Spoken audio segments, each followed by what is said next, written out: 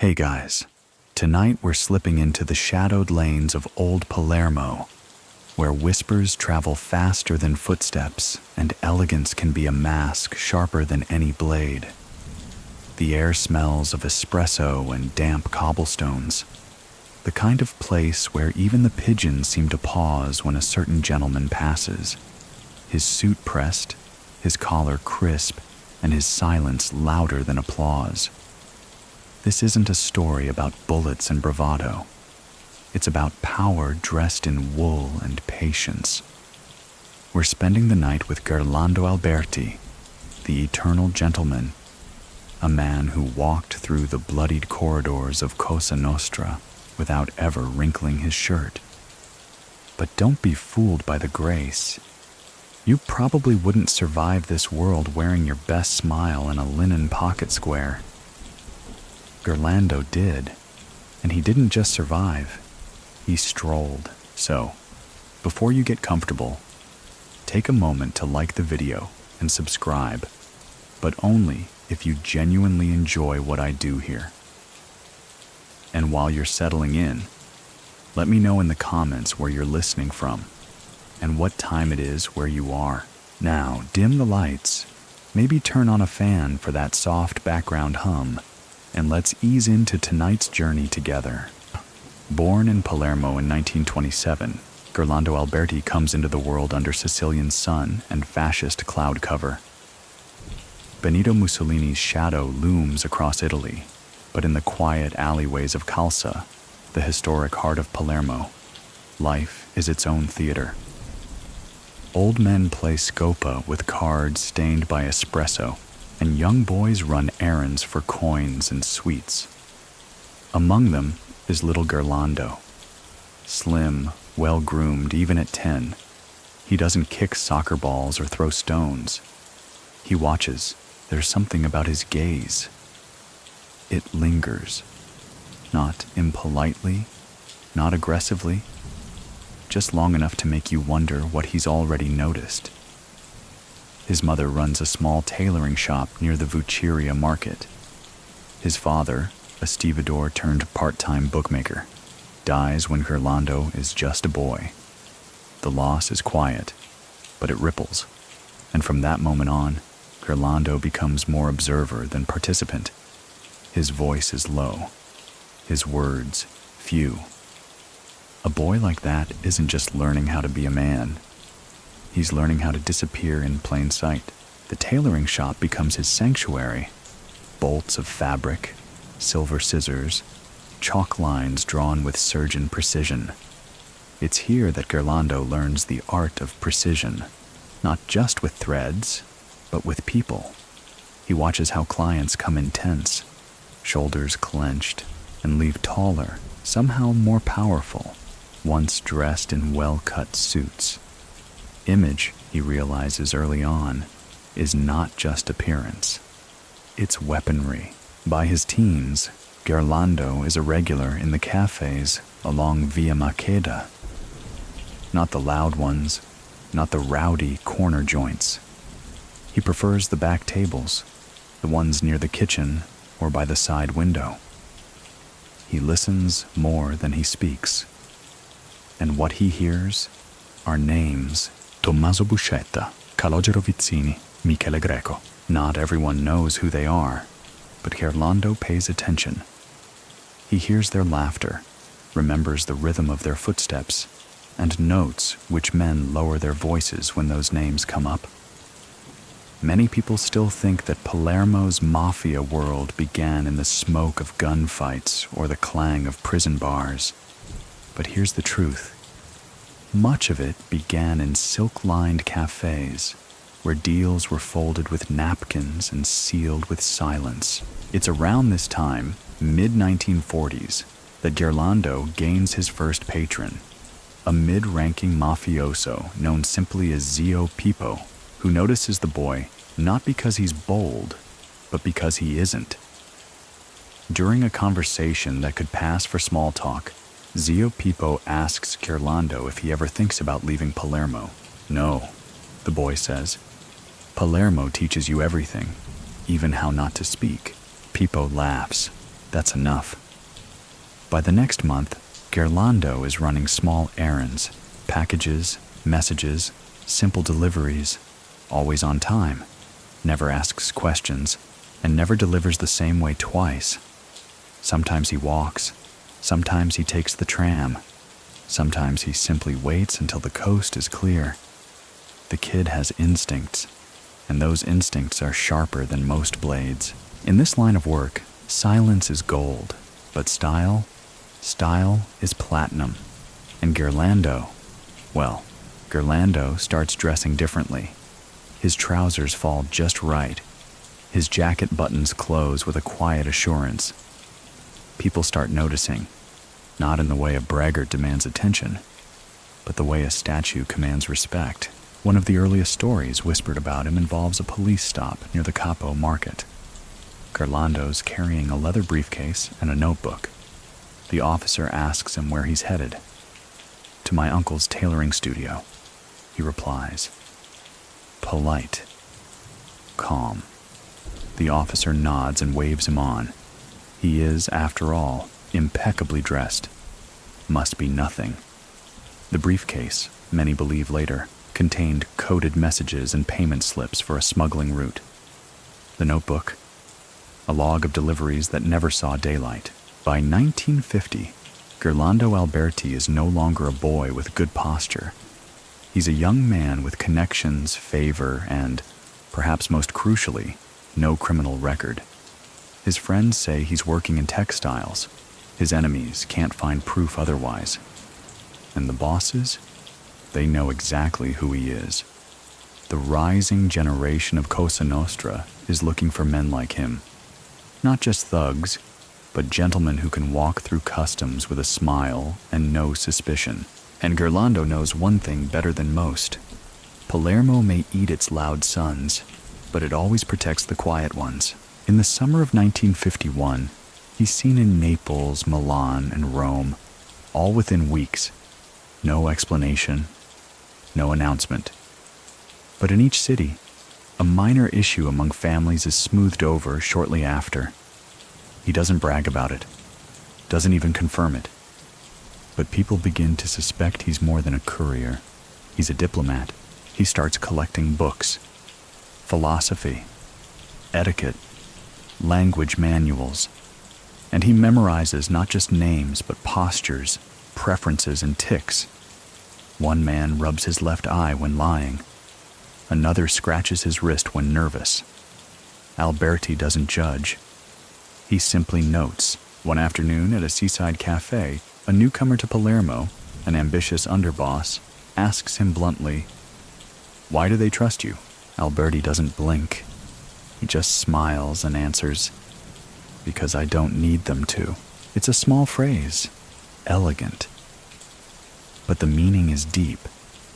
Power, for Alberti, doesn't come from chasing attention. It comes from making people relax around you until they forget you're listening. And he always is.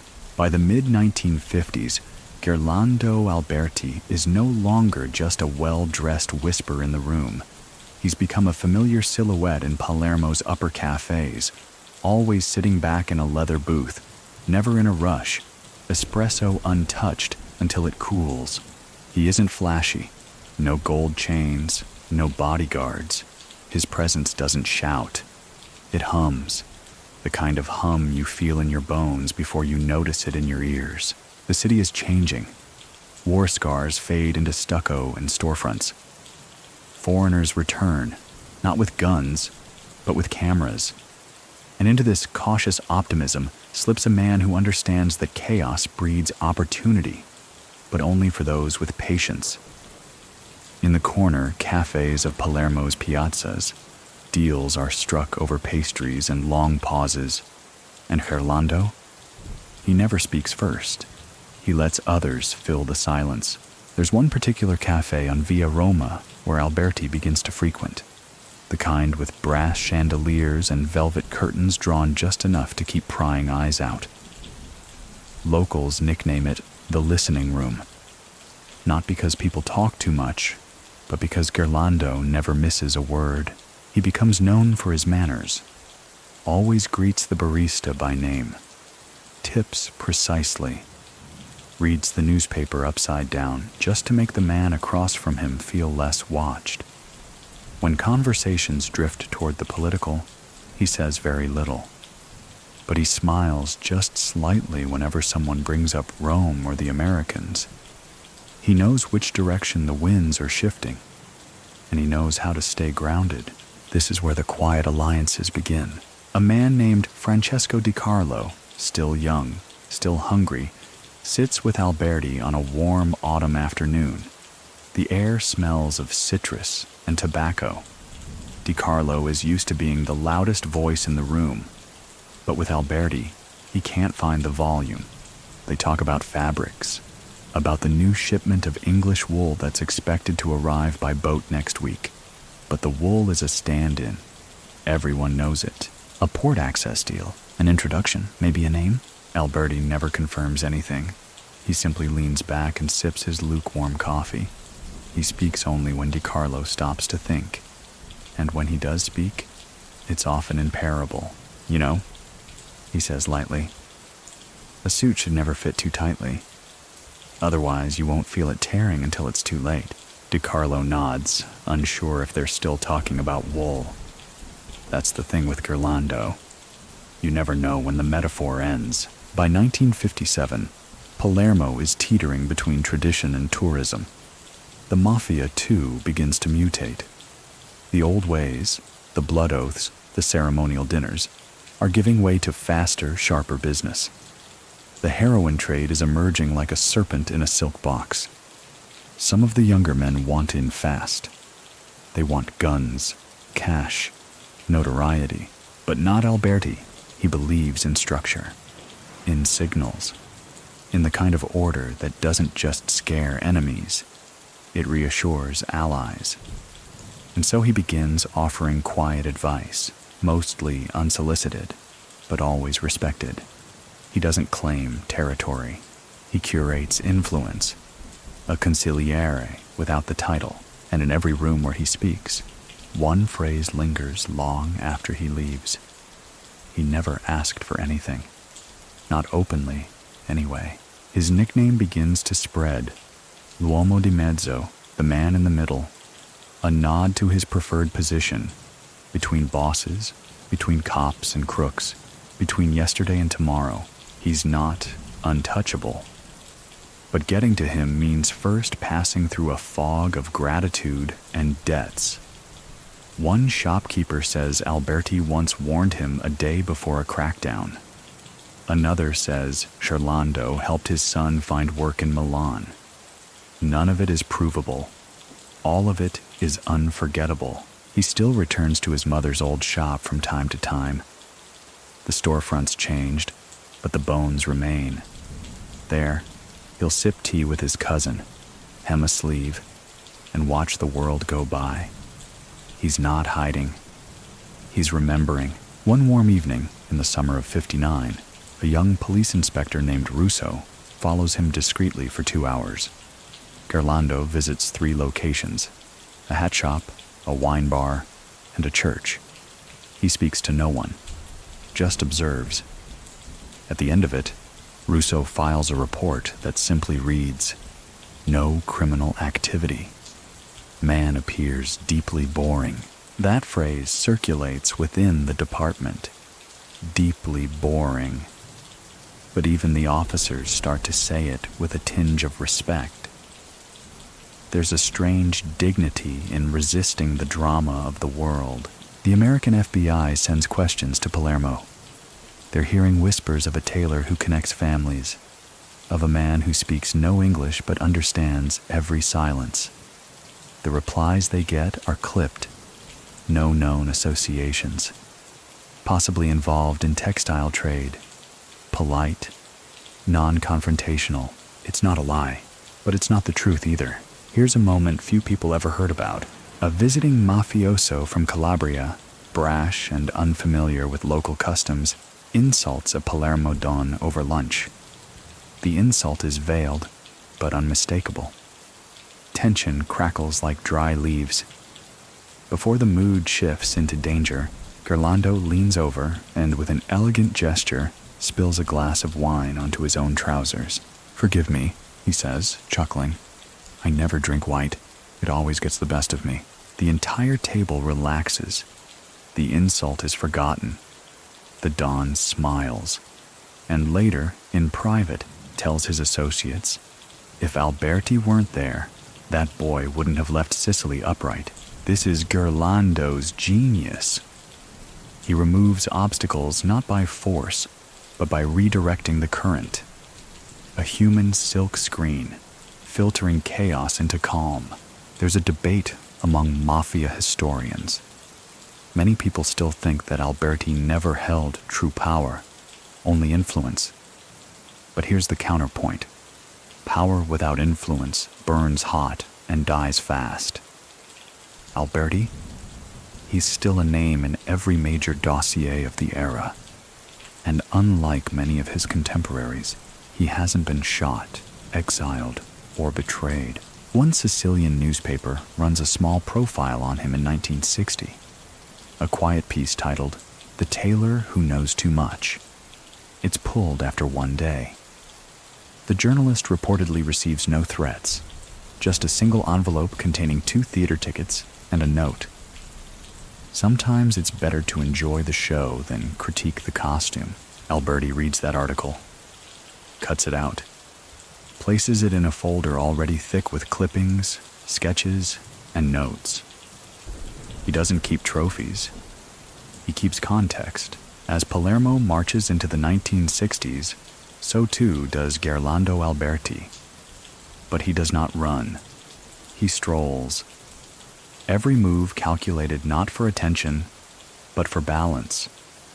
A man of elegance, operating in the gutters, never letting a drop of dirt stain his cuffs. And that's how Palermo begins to whisper his name, not in fear, but in something close to admiration.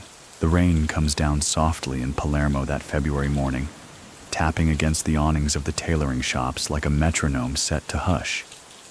Inside one such shop, small, warm, perfumed by pressed wool and cedar hangers, Gerlando Alberti leans over a bolt of gray cashmere. He's not working the cloth, not today. He's simply inspecting it with that same gaze he used on men. Steady, curious, patient. To the outside world, he is still just a tailor. A man with refined taste, quiet habits, and connections to families that buy suits, not sell secrets. But inside those rooms, stitched together by tradition and shadow, Gerlando's name begins to carry a new texture. Broker. This is the period when Cosa Nostra starts shifting its methods. The bosses no longer want only soldiers. They want thinkers, planners, facilitators. And in Gerlando, they find someone who never had to be asked twice, but also never had to be asked at all. He's never flashy about it, but by 1961, Alberti is a fixture in more rooms than most know exist. His name does not appear on the mastheads or meeting notes, but his advice ripples through decisions that shape the Sicilian underworld for decades. He doesn't bark orders. He suggests, and people listen, not because he demands it, but because he wears his words like he wears his suits, tailored for effect. One of the more fascinating things about Gerlando is how he manages to remain essential without making himself visible. Most rising figures in the mafia seek affirmation, a nod from the boss, a whispered endorsement, a reputation that precedes them. Gerlando sidesteps all of that. He lets others do the posturing, the storytelling. He just listens. The secret lies in his gift for conversation, a gift most underestimate because it looks so ordinary. He speaks in short sentences, pauses before answering, and frames every suggestion like a question. Not a single statement sounds like an instruction. And yet, after 10 minutes with him, People walk away having agreed to things they didn't plan to agree to. One such conversation takes place in a hotel room overlooking the Bay of Mondello. 3 men are present: a Sicilian boss with problems at the docks, an American visitor needing cleaner transport channels, and Gerlando, seated near the window, tea in hand. The conversation is tense. Tempers flare. But Gerlando, as always, doesn't raise his voice. Instead, he poses a question. If a man builds a boat in a storm, does he expect it to sail straight? It's not an answer, not even a suggestion.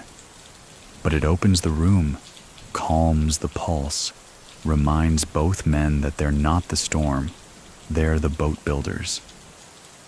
Within an hour, the terms are set. Alberti says little more, but when he leaves, both sides nod with respect. That's the moment the nickname sticks. Il sarto diplomatico, the diplomatic tailor. He does not attend large weddings or loud baptisms. He sends gifts, always the right ones. He does not throw parties. He shows up quietly, greets the host, and leaves before dessert. The old women of Palermo call him Il Signore con la nebbia, the man with the fog, because he always seems to arrive and vanish without a sound, and somehow even the police start liking him, not in any corrupt way, but out of sheer resignation. He's polite during searches, never condescending, never defensive. He offers espresso, recommends tailors, even jokes about the humidity. One officer notes in a report, if he's a criminal, he's the only one I'd trust to pick my cufflinks. But underneath that charm lies something unshakable. Alberti may be soft-spoken, but he is not soft. There's an unconfirmed story about a man who tried to extort one of Gerlando's nephews, some petty thug with more bravado than brains. Within days, the man moves to Naples and is never heard from again. No bodies, no noise, just gone. The message is clear: touch what's his, and Palermo will forget your name. It's around this time that a more dangerous role begins to emerge. Gerlando is no longer just facilitating domestic affairs. He's seen in Genoa, in Marseille, in Athens, and wherever he goes, ports seem to open for unusual shipments. There's one key moment in 1963 when a consignment of cigarettes disappears from a warehouse in Catania. The loss is massive. Suspicion turns to the local crew, then to outside hijackers. But within 3 days, the entire shipment is quietly replaced. Not returned, replaced. New cartons, sealed, untaxed, ready for sale. No one claims the gesture, but those in the know say it was Alberti. He didn't punish the thieves, he outmaneuvered them, and in doing so, made it clear that the game was his to control, not theirs to ruin. He's often spotted in train stations, not boarding, just observing, always with a folded newspaper and a hand-stitched leather satchel. One story goes that the satchel never leaves his side. Another says it contains notes no one's allowed to see.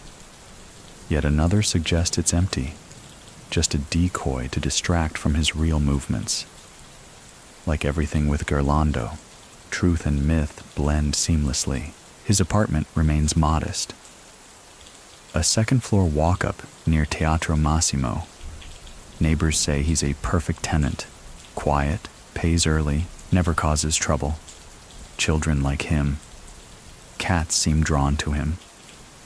He has the aura of someone who knows the weight of his presence and chooses not to wield it. A British journalist tries to interview him once, shows up uninvited. Gerlando opens the door, nods, and invites him in. They talk for 2 hours about literature, tailoring, Sicilian cooking. The journalist leaves, enchanted. Only later does he realize he never once asked a question about the mafia, and Gerlando never once mentioned it. That's the skill. He doesn't dodge. He diverts, like a magician who makes your question vanish before you know you asked it. Yet behind the poise, there are signals, small tells, a tap of his ring finger when annoyed, a refusal to touch food at public events, a habit of only answering questions in odd-numbered words. Observers note it, but none can crack the code. Somewhere in the thick Palermo air of 1964, it becomes undeniable. Gerlando Alberti isn't just part of the network. He is a network, and yet, his greatest strength is what people don't know. No photos of him carrying weapons, no phone calls intercepted with damning orders, no furious outbursts or broken noses, just patterns, travel, conversations, movements like music, graceful, looping, never clashing. He's not feared the way other mafiosi are, but he's respected more deeply. And in a world where respect is often bought in blood, Gerlando pays in manners. That year, a rumor surfaces that he is being considered as a permanent advisor to the cupola, the Mafia Commission itself. Nothing is confirmed, no seats reshuffled, but a shift occurs.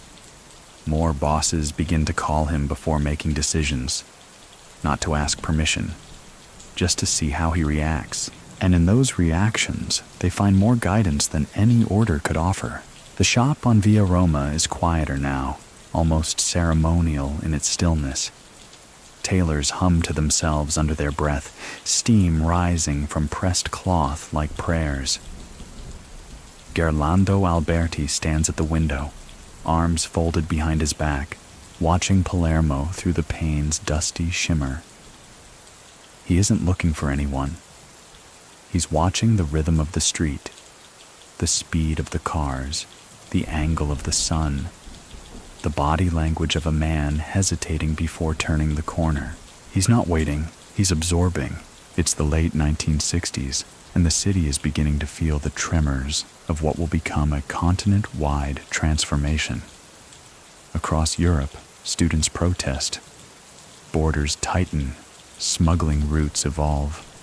Sicily, ever the reluctant observer of the mainland's upheavals, begins adjusting in its own way. More goods move through ports. More names shuffle across pages. More blood quietly seeps into the stone of old alleyways. But Gerlando Alberti, still impeccably dressed, remains untouched by the fever. At least that's how it looks. Behind the scenes, he becomes something else entirely. A conduit of trust. A man who can walk into rooms filled with people who would rather see each other dead, and somehow have them leave with handshakes, or at least with their knives still sheathed. And he never carries a gun. At least no one sees him with one. He becomes the preferred emissary for several of Palermo's top bosses, including Michel Greco, who views him as a man who knows when to listen, when to retreat, and when to speak. That last one, speaking, he reserves like a rare perfume, measured, fragrant, never wasted. It's in this role that Gerlando begins orchestrating meetings, not grand summits, but quiet sessions, 2 or 3 figures at a time, sometimes in hotel lobbies, sometimes in garden cafes. He uses his reputation like a door key. Everyone wants to be seen talking to him, and yet no one wants to admit what was said. One such meeting takes place at a fishing villa outside Mondello. The air smells of salt and burnt fennel. Gerlando arrives last, as always, his shoes spotless despite the gravel path. He greets the 2 men waiting with equal nods, one from Catania, the other from Trapani. The 2 haven't spoken civilly in years, but they both trust Gerlando more than they dislike each other. And that, in this world, is rare. He pours himself a limoncello, sits back, and listens. They talk, they posture, they hedge. And after nearly an hour, Gerlando speaks only one sentence, A net cast too wide catches fish you'll never eat. It isn't advice, but it lands like a verdict, and the meeting ends with a quiet agreement, one that will ease pressure in 3 provinces and avoid 6 possible deaths. That's the power of being the man in the middle. But it's not just Sicilians who notice him. Word spreads to Naples, to Calabria, even to the Corsican syndicates and Marseille's underworld. They begin to seek out Gerlando, not to work for him, but to be heard by him. Because being heard by Alberti means you exist in the right frequency. It means someone is paying attention, and this draws attention from places less welcome. Italian law enforcement starts keeping a closer eye. Files are opened, wiretaps planted. The problem? Gerlando never says anything useful. Not over the phone, not in cars, not even in whispers. He walks when others ride. He writes in notebooks that vanish. He rarely repeats himself. And more than once, investigators admit, it's like chasing smoke in a tailored suit. Still, there's a breakthrough, or what they think is one. In 1968, police connect him to a customs officer arrested for aiding smuggling operations through Palermo's port. The officer admits to knowing a man who helps solve difficult problems. He never names Gerlando, but in the full transcript of the interrogation, one line jumps out. He always wore a red silk pocket square. He never spoke above a whisper, and he knew the schedule of every ship like he'd printed it himself. That description narrows things down quickly, but even then, they can't pin anything. Gerlando is brought in for questioning.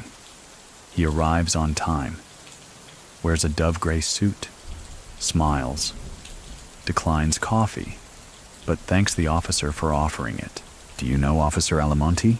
I know many men who wear uniforms, Gerlando replies, but I rarely ask their names. It's safer that way, for both of us. He's released the same day. The newspapers don't even mention it. The officers don't leak it, because no one wants to be the one who accuses a ghost. And still, the world shifts. In 1969, a quiet agreement emerges between certain Italian and American factions. New routes are needed, less obvious ones. The Sicilian heroin trade is growing teeth, and while Gerlando doesn't dirty his hands, he knows the anatomy.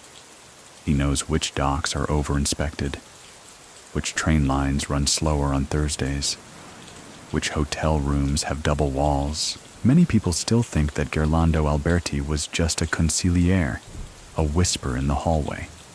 But documents that surfaced decades later suggest otherwise. Shipping manifests with scribbled notes in his handwriting, names attached to nighttime arrivals. More than one route leads back to him, not with proof, but with fingerprints too faint to deny. He never touches the product, never handles the money. But people who do always seem to ask for his opinion first. There's a legend, never confirmed, that one night Gerlando redirected an entire shipment of heroin meant for the Calabrian 'Ndrangheta to another port in Montenegro, just hours before the original dock was raided.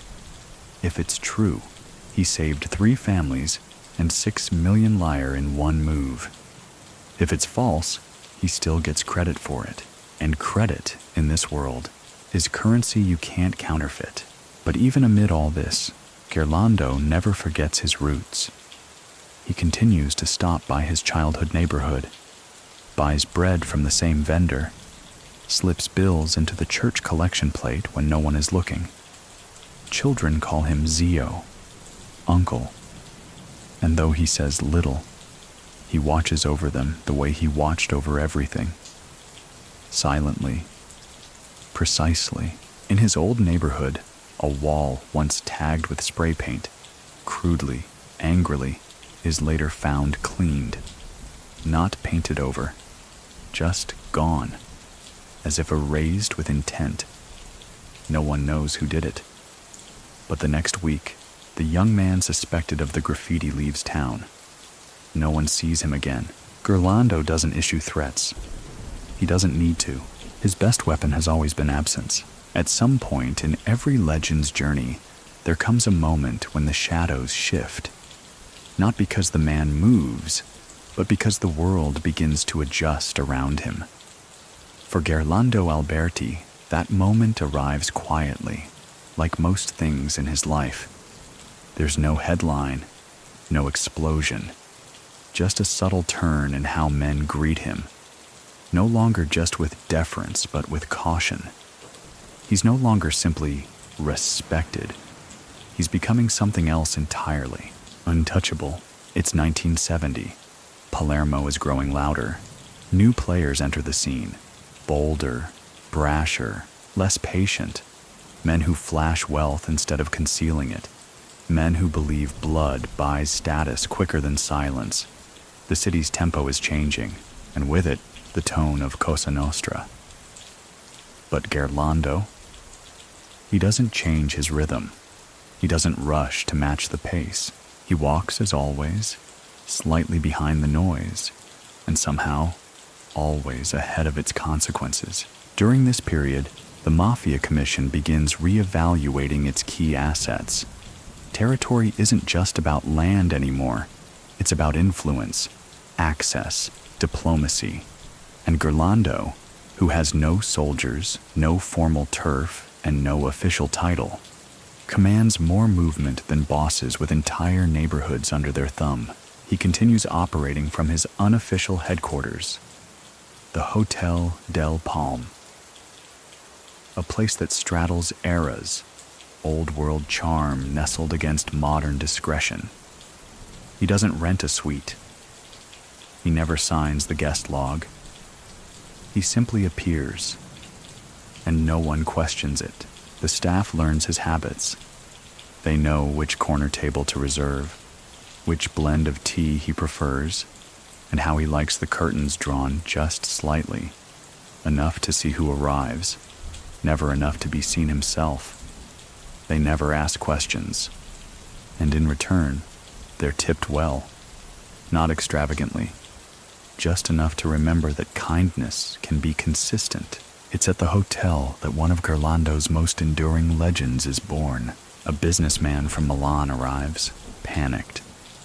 He's been warned that a shipment of his, customs cleared, expensive, sensitive, has been misplaced at the Palermo port.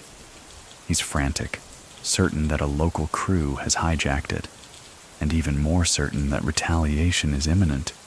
He's told, half in jest, half in hope, to ask the tailor. Gerlando greets him in the lounge, offers tea, listens to the entire story without interrupting. Then, after a long pause, asks, "What's in the shipment?" "High-end electronics, sound systems, mostly legal." Gerlando nods, stands, walks to the reception desk, speaks 3 words to the concierge. The next day, the shipment reappears, untouched, undamaged, delivered with a polite note. Apologies for the delay. Palermo can be slow in the spring. No threats, no demands, just restored order. The Milanese businessman tells the story for years, embellishing some details, forgetting others. But one thing remains consistent. He didn't promise me anything. He just stood up and left. And somehow, everything changed. This becomes Alberti's unofficial role. The man you call not when things explode, but before they do. A quiet broker of peace in an ecosystem built on controlled violence. But it isn't all limoncello and soft power. By now, law enforcement across Europe is aware of his movements. The name Gerlando Alberti starts appearing in international memos. Not in bold, not in red ink, but always there, always in the footnotes. The man they can't catch because he never holds the knife, never moves the product, never signs the papers, yet everyone agrees he knows.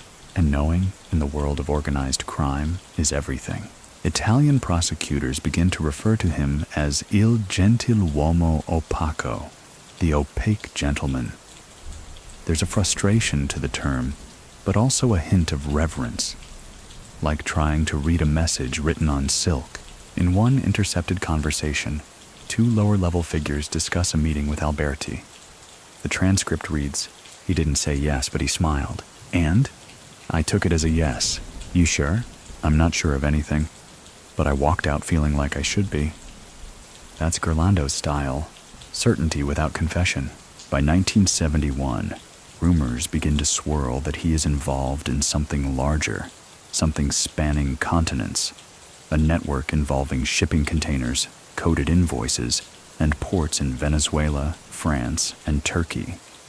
It's not the drug trade, not directly, but it supports it, facilitates it, greases the wheels of an industry too big to trace, too slippery to label. He doesn't drive flashy cars. He takes cabs, sometimes walks. He doesn't travel under aliases. He uses his real name because, frankly, it draws less suspicion. And if someone asks why he's in Milan, Genoa, Athens, or Barcelona, he simply says, "I'm here to measure a suit." No one believes it, but no one challenges it. Back in Palermo, he becomes a myth even among his own. One young mafioso, trying to impress a superior, claims to have met Alberti. The older man squints. "What color were his eyes?" the boy stammers. "Then you didn't meet him," the older man says, and waves him away. That's the kind of reputation Gerlando carries. You don't remember what he wore. You remember how he made the room feel. Still, not everyone admires him. Some younger factions view him as obsolete, too slow, too refined. They don't trust a man who doesn't shout, who doesn't mark his territory with spectacle. One even jokes, "He's a ghost in a waistcoat," but those jokes are never told twice. There's a moment, small but revealing, when a heated argument between two capos almost turns violent during a dinner. Words escalate. Wine glasses clink too sharply. Hands drift under jackets. Gerlando, seated between them, calmly cuts into his steak and says, "If either of you draw blood, you'll ruin the carpet." And it's a Persian original. They stop, not because of the carpet, because of who said it. There's a saying among Palermo's old guard. If Gerlando is present, no one dies. Not because he stops them, but because he doesn't have to. And in a world where power is often defined by destruction, Alberti's genius lies in his restraint. Many people still think that his role was minor, just an errand man for bigger names. But tell that to the port authorities who kept dossiers on his silent movements, or the consuls who reported his presence at consulates in South America, or the 3 different French officials who claimed he helped broker unspoken ceasefires between Corsican and Sicilian factions. He's not a ghost. He's a frequency. You don't see it. You just know when it's missing. And yet, through all of this, he remains grounded in the rituals of his life. The morning coffee, the daily paper, the visits to his mother's grave, always with fresh lavender. He still stops by the old tailor's shop, though now he only adjusts collars, never hems. Time has given him distinction, but routine gives him shape. He's not a man chasing immortality. He's a man who simply refuses to evaporate. And in Palermo, that's rarer than anything. Somewhere between the creaking elevators of the Hotel del Palme and the quiet churches of Monte di Pietà, Gerlando Alberti becomes more than a name. He becomes a concept, a shadow stitched into the seams of Palermo. People no longer ask if he's involved. They ask how close they are to someone who knows someone who once sat near him. That's the trick. He's everywhere without being anywhere. By 1972, whispers grow louder. Alberti is the one who carries the breath between rival factions. Not the orders, not the threats, just the breath, the measured, even tone that keeps men from killing each other too quickly. His presence is known to de-escalate rooms. He doesn't plead or command. He just sits, calm and motionless. And suddenly, the temperature drops. It's in this year that he's quietly pulled into a growing operation, one that's less about Sicily and more about the international stage. South America is rising in relevance. Cocaine and heroin begin to dance in partnership. Ports from Venezuela to Marseille start humming with activity. But before the product moves, the trust must. And trust in the underworld is heavier than drugs, riskier than cash. They send for Gerlando. His first visit to Brazil is short, 3 days. He travels alone, checks into a hotel under his real name, wears the same muted suit he always wears. No one photographs him. No customs alarm is raised. He walks through São Paulo's market district like a man who's been there before, though he hasn't, or so we think. Many people still think that this was Alberti's first brush with international logistics. But recent declassified reports suggest otherwise, mentioning his name, spelled incorrectly, twice, in relation to an intercepted call between an Argentine banker and a Corsican smuggler. His value, again, isn't in force. It's in language, in tempo, in knowing what to not write down. Back in Palermo, his reputation is paradoxical. He's present, but unconfirmed. Even within Cosa Nostra, his exact status is debated. Some call him a consigliere. Others say he's no longer active at all, just a relic from a slower, more disciplined era. But men keep consulting him. At a restaurant in Cefalù, a young Don with American ambitions meets him for dinner. The Don, impatient, lays out a plan. Routes, suppliers, payoffs. It's ambitious, risky, loud. Gerlando eats slowly, nods politely. At the end, he dabs his lips with a napkin and says, "You've built a staircase with no railings." The young Don laughs, thinking it's praise. He's dead within a year, not by Gerlando's hand, but maybe because he didn't listen closely enough. That's how it works. Alberti doesn't give commands. He gives metaphors. If you miss the meaning, the world does the rest. It's also during these years that Gerlando begins spending more time in Naples, often walking along the waterfront in the early morning, alone except for the occasional seagull and a pocket-sized notebook. No bodyguards, no entourage, just him and the sea breeze. Locals start recognizing him, not because they know who he is, but because he moves like someone who's not lost. His walk is deliberate, slow, a map in motion. He visits small churches, buys fresh anchovies from the market, tips well, never draws attention. And yet, the Camorra leaders in Naples make sure he's never bothered, because they know who he is. One day, a teenager on a moped cuts him off at an intersection, nearly knocking him over. The boy turns to shout, sees the man in the tailored coat, and just stops, apologizes, drives away. That night, someone slashes the boy's tires. No threats, no message.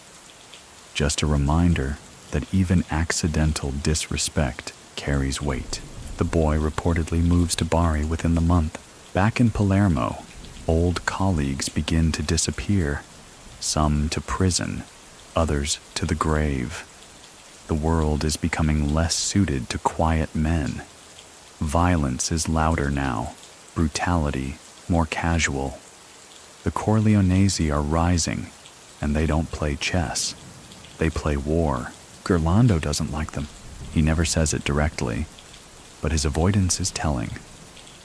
He's seen fewer at meetings, declines invitations, begins meeting old allies in more obscure places. A wine cellar in Trapani, a small library in Messina, even a flower shop in Agrigento that supposedly fronts nothing. and yet every major regional dispute seems to calm the week after Gerlando passes through. By 1975, he's being followed more frequently. Police assign 2 officers to tail him on rotation. They grow frustrated. He buys bread. He visits a tailor.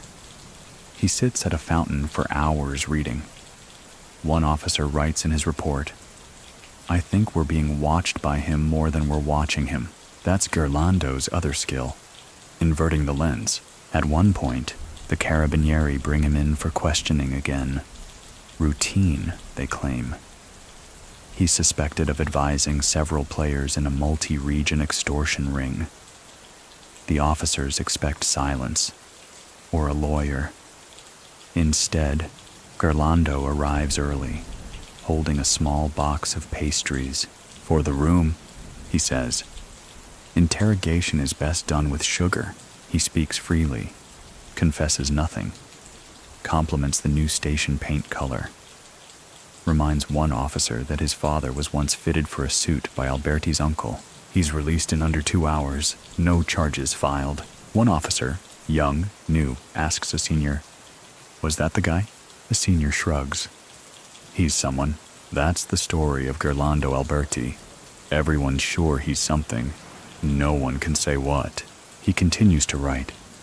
His notebooks, kept in careful stacks inside a locked cabinet, are full of parables, diagrams, and, on occasion, simple lists, ship names, border changes, coffee brands.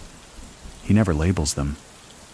But those who've seen a page or two say it reads like poetry for people who prefer silence. His health, remarkably, remains steady. No illnesses, no limps, no sudden absences. His secret?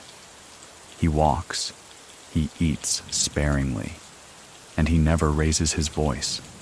Something he believes shortens a man's years faster than bourbon. When asked once why he never married, he smiles faintly and says, "Because silence doesn't leave dishes in the sink."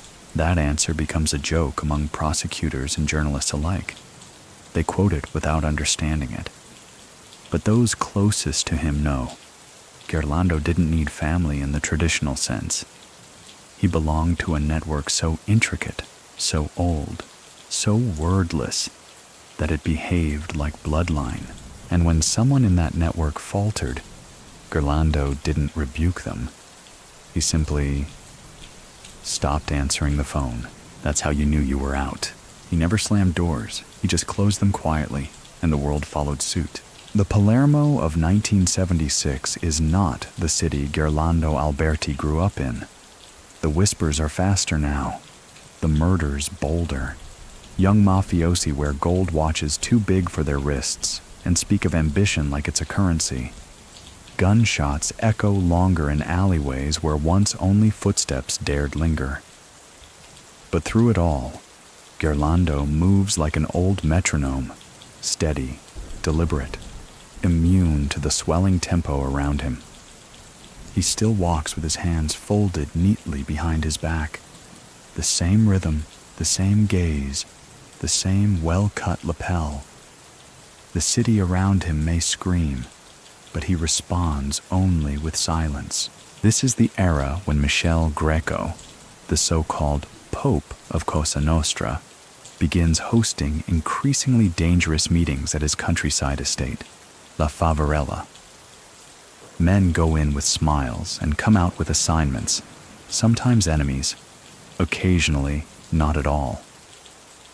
The commission is centralizing power, and whispers swirl of the Corleonese's blood-stained rise.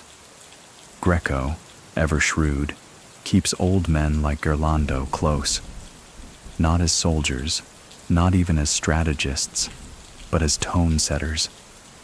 Alberti becomes a fixture at the estate, not every week, but often enough that his presence draws quiet nods. He sits far from the main tables, never speaks unless spoken to. But when he does speak, men lower their forks. He says things like, "Fast growth breeds hollow trees," or "A lion in a mirror sees only another threat." He doesn't tell people what to do. But men leave meetings rethinking everything they were sure of before he arrived. In one legendary gathering, a particularly hot-headed boss from the inland hills accuses another of betrayal. Voices rise, chairs shift, the air goes thick. Then Gerlando clears his throat. Once. No words, just a throat clear. It cuts sharper than any gunshot. Both men sit. The accusation dies, and no one questions that outcome. He has become the velvet thread that sews civility through a cloth slowly unraveling. But the police aren't blind, nor are the magistrates. Anti-mafia judges like Rocco Cinici and Giovanni Falcone are beginning to study the quiet ones. The blood-soaked players are easy to trace, but the ones who orchestrate without touching, they pose the real puzzle.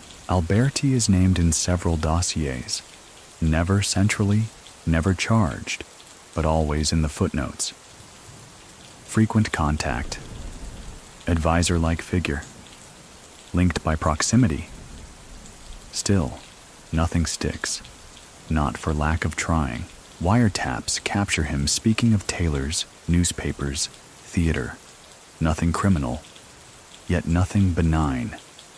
In one recording, he says to an associate, "If you want to avoid the dogs, walk slower. They only chase those who run." The meaning is unclear, the tone is not. Meanwhile, the heroin trade is metastasizing.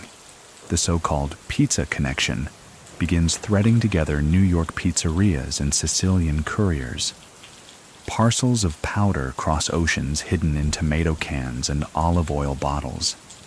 Money flows back in bundles, laundered through restaurants, hotels, and even churches. Gerlando is never caught with so much as a receipt, but in every major case file, investigators find 3 commonalities. The drugs came through Sicilian ports. The deals began in rooms without microphones. Alberti's name was mentioned in the margins. One New York detective, after months of failed surveillance, writes in frustration, "He's like smoke in a silk glove." But even smoke leaves traces. A confidential informant, deep in the Sicilian chain, tells prosecutors that Alberti isn't just involved. He's essential. "He's the valve," the man says. "He doesn't open the pipe. He just controls the pressure. If he disappears, things either explode or dry out." Yet that same informant, weeks later, recants, publicly, in court. "I never met him," he says. "I heard stories. That's all. Everyone knows what happened. No threats, no bribes. Just a man who once received advice from Alberti and who suddenly remembered how useful that advice had been. Still, rumors persist of Gerlando's coded notebooks, that he writes in a shorthand only he understands, that he carries a single page in his wallet with a list of names, some underlined, some crossed out, that he once burned 20 pages in a hotel ashtray before a search, and offered the officer a glass of grappa as the smoke rose. Many people still think that Alberti's intelligence came from reading men. But there's another theory, that he simply remembered everything, that no matter the topic, currency trends, rainfall patterns, a customs agent's birthday, Gerlando kept the knowledge like a quiet archive in his head. There's one moment that seems to confirm this. In 1977, a dispute arises over a shipping manifest from Rotterdam. 2 crews claim ownership of a delayed container. Tempers flare. Shots are nearly fired. Gerlando, invited to mediate, shows up with no briefcase, no aid, no notes. He sits down, closes his eyes for a full minute, then says, "The cargo number ends in 63B. It was redirected through Tunis. There was a delay because of a dock strike. Both parties have partial rights. But the stamp on the Rotterdam seal? That belongs to Naples, and Naples means Ferraro, so you both owe him." Silence. No one checks the paperwork. They simply believe him, and they were right to.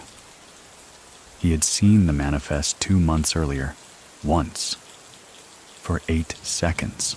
That's how his myth grows, not with violence, but with precision. At the same time, his personal life remains a blank canvas. No wife, no girlfriend, no photographs in his wallet. His apartment is spare. A bookshelf, a chair, 2 suits hanging like loyal guards. Yet visitors say it feels lived in, as if even the dust is arranged deliberately. He continues visiting the same cafe on Via Libertà every Thursday morning. The barista never asks for his order. It arrives unspoken. Almond biscotti, unsweetened coffee, 1 glass of water, and always the same newspaper, folded once. He reads slowly, from left to right, as if decoding the day. Occasionally, he's joined by men decades younger, eager, anxious, deferential. He listens more than he speaks. But once, a waiter overhears him say to one, "You're too proud of what you haven't lost yet." That's dangerous. The young man nods. 6 months later, he's arrested in Catania, not because of anything Gerlando did, but because he didn't warn him twice. By now, Alberti's name is legend, even to those who don't understand it. Cab drivers call him the man who disappears before the bill arrives. Tailors still speak of how he once corrected a collar measurement by eye from across the room. Even a judge, half drunk at a wedding, once muttered, "If I ever catch Alberti, I'll probably thank him for making it so difficult." But not everyone romanticizes him. A journalist named Salvatore Messina writes an op-ed accusing Gerlando of being the most dangerous kind of mafioso, the one who never laughs and never bleeds. The article circulates briefly, then disappears. So does Messina. Not dead, just gone. He resigns, moves to Florence, writes poetry, refuses to discuss the piece ever again. Alberti, when asked by someone if he read it, smiles and replies, "I don't read fiction unless it's well edited." In the spring of 1978, the sea around Sicily churns with secrets. Ships idle longer at the docks, their manifests growing harder to decipher. Port inspectors retire early or vanish entirely. And in Palermo, the air feels weighted, not with heat, but with anticipation. Everyone senses a shift. The old ways are cracking. The new ones haven't fully solidified, and in that fragile in-between hovers Gerlando Alberti. He's 61 now, but time hasn't worn him down. It's polished him. His walk is slower, not because he's tired, but because haste has always belonged to amateurs. His hair has thinned, but it's always combed. His suits are darker now, more understated. He's aging like good furniture, quietly, beautifully, unbothered. That same year, an informant tells magistrates, "You can measure the calm of Palermo by how early Alberti sits down for his espresso." It's meant as a joke, but it's oddly accurate. His movements have become a barometer for volatility. If he shows up late, something's brewing. If he cancels entirely, something's exploding. And lately, he's been canceling. The Corleonesi are on the rise. Men like Toto Riina and Bernardo Provenzano are rewriting the rules, replacing diplomacy with execution, patience with panic. Where Alberti once operated with gloved hands, they now swing with fists. And the old guard, elegant, composed, principled in their own brutal logic, are being swept aside. But not Gerlando, not yet. He retreats strategically. Fewer meetings, fewer appearances. Yet when he does appear, his influence is undeniable. He doesn't have to speak loudly. He just has to sit.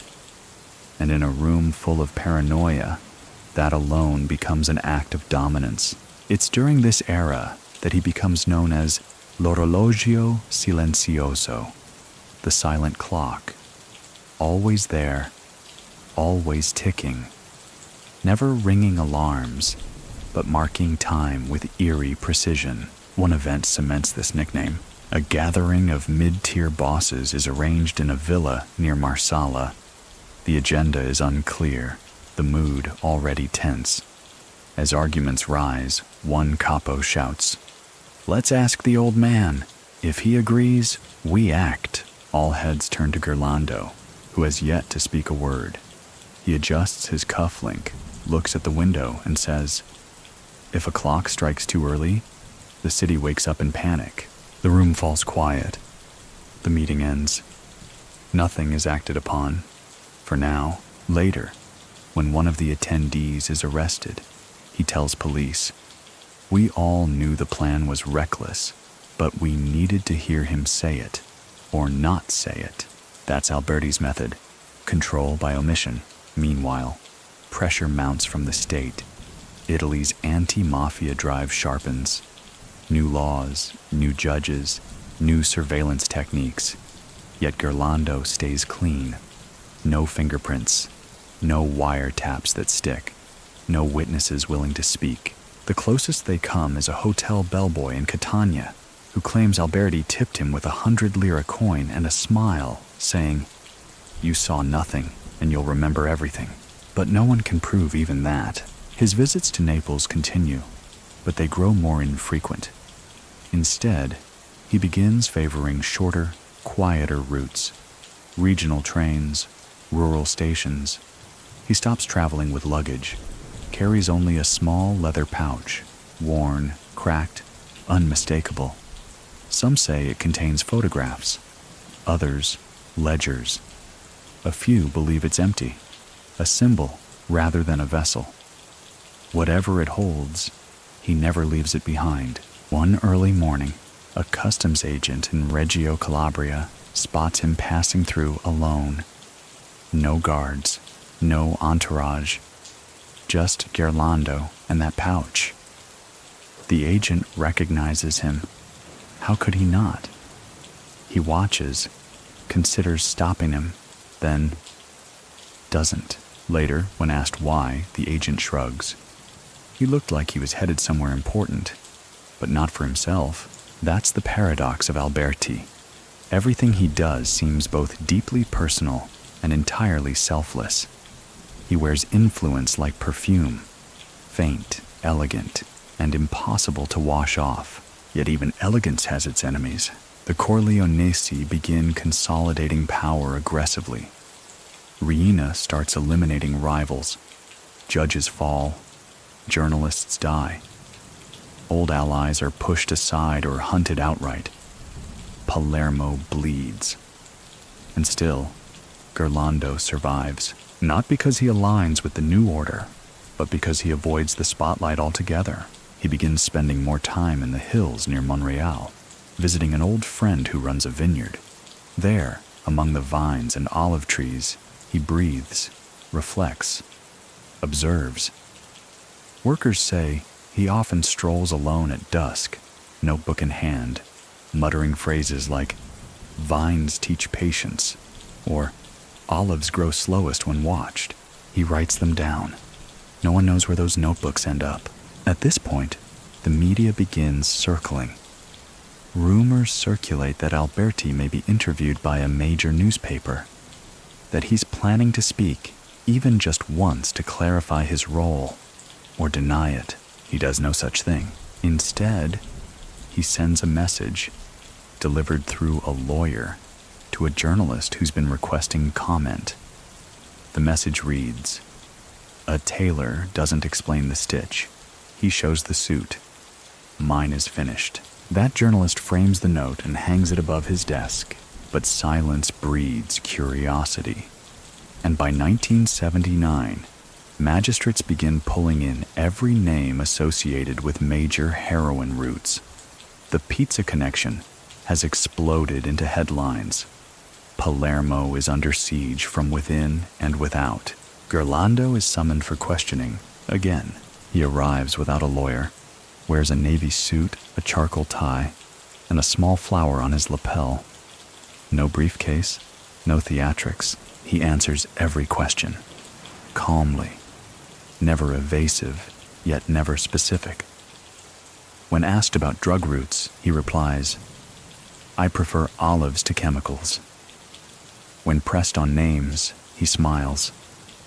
I've tailored suits for men whose names I never asked.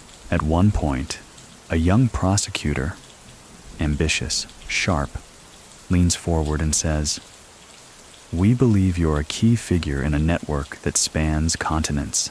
Gerlando nods. Belief is a powerful thing. Handle it gently. He's released within hours. No charges, no leaks, no mistakes. That same night, a young reporter stationed outside his apartment sees him return just past midnight. He's walking, alone. He stops at a streetlight, adjusts his coat collar, and looks up at the moon. For a moment he seems vulnerable, an old man under old skies. But then he turns the corner and vanishes, as if he were never there, and Palermo exhales.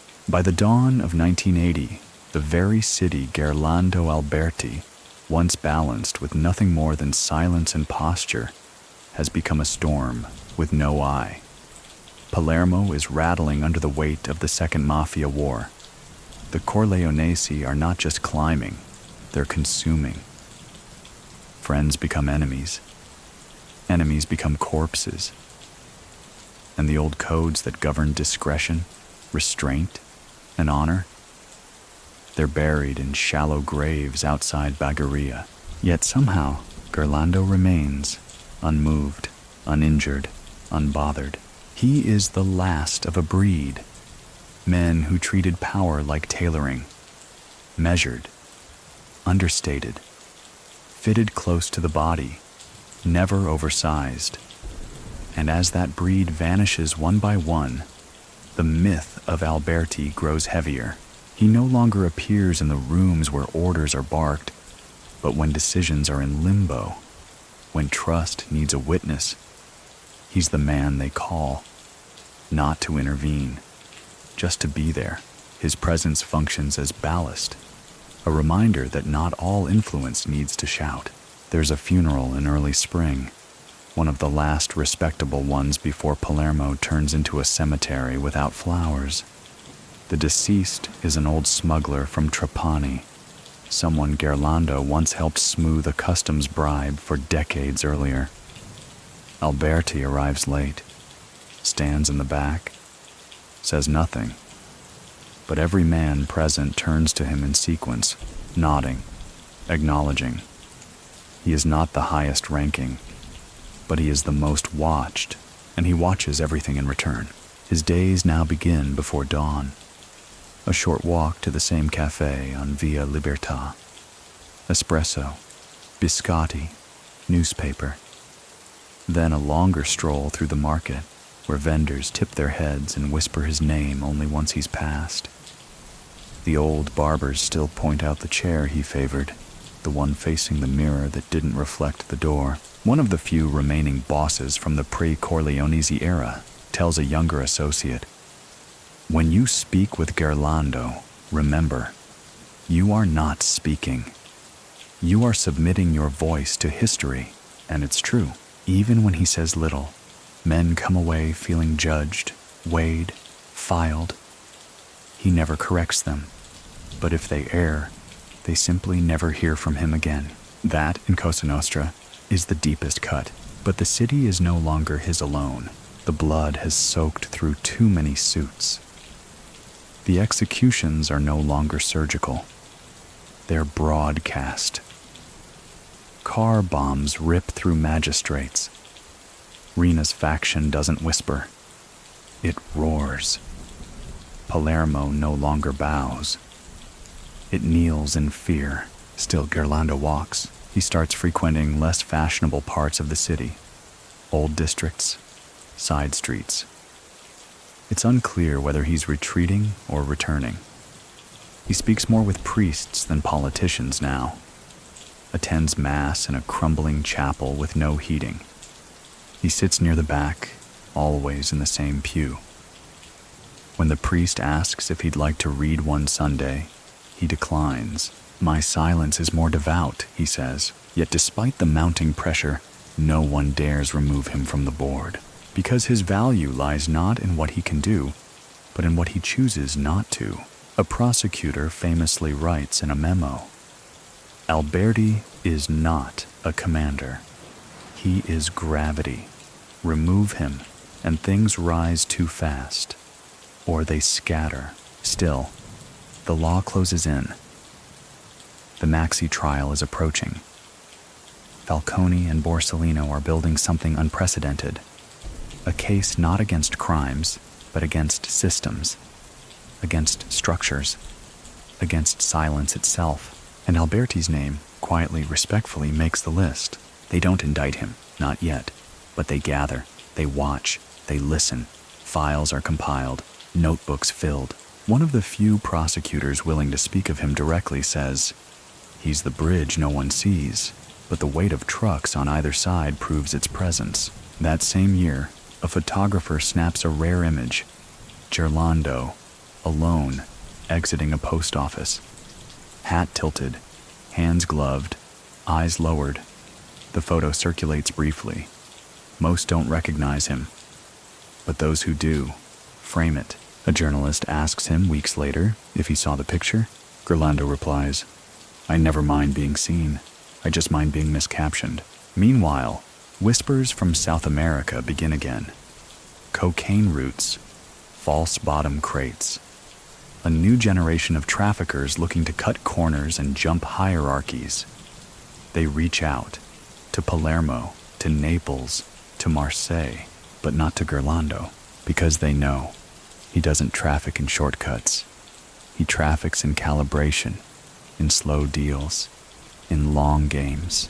Yet one day, a middleman from Colombia appears in Sicily.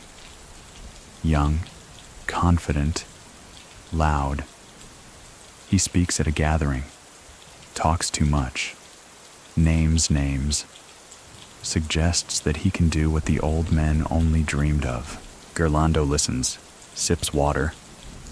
At the end, he looks at the man and asks, "Do you know how long it takes a Sicilian stone to soften in rain?" The man laughs. He disappears within the week. Not killed, just gone. Rumors say he boarded a plane to Caracas. Others say he's still wandering the countryside, broke and broken, unable to find his way out. That's the effect of Gerlando Alberti.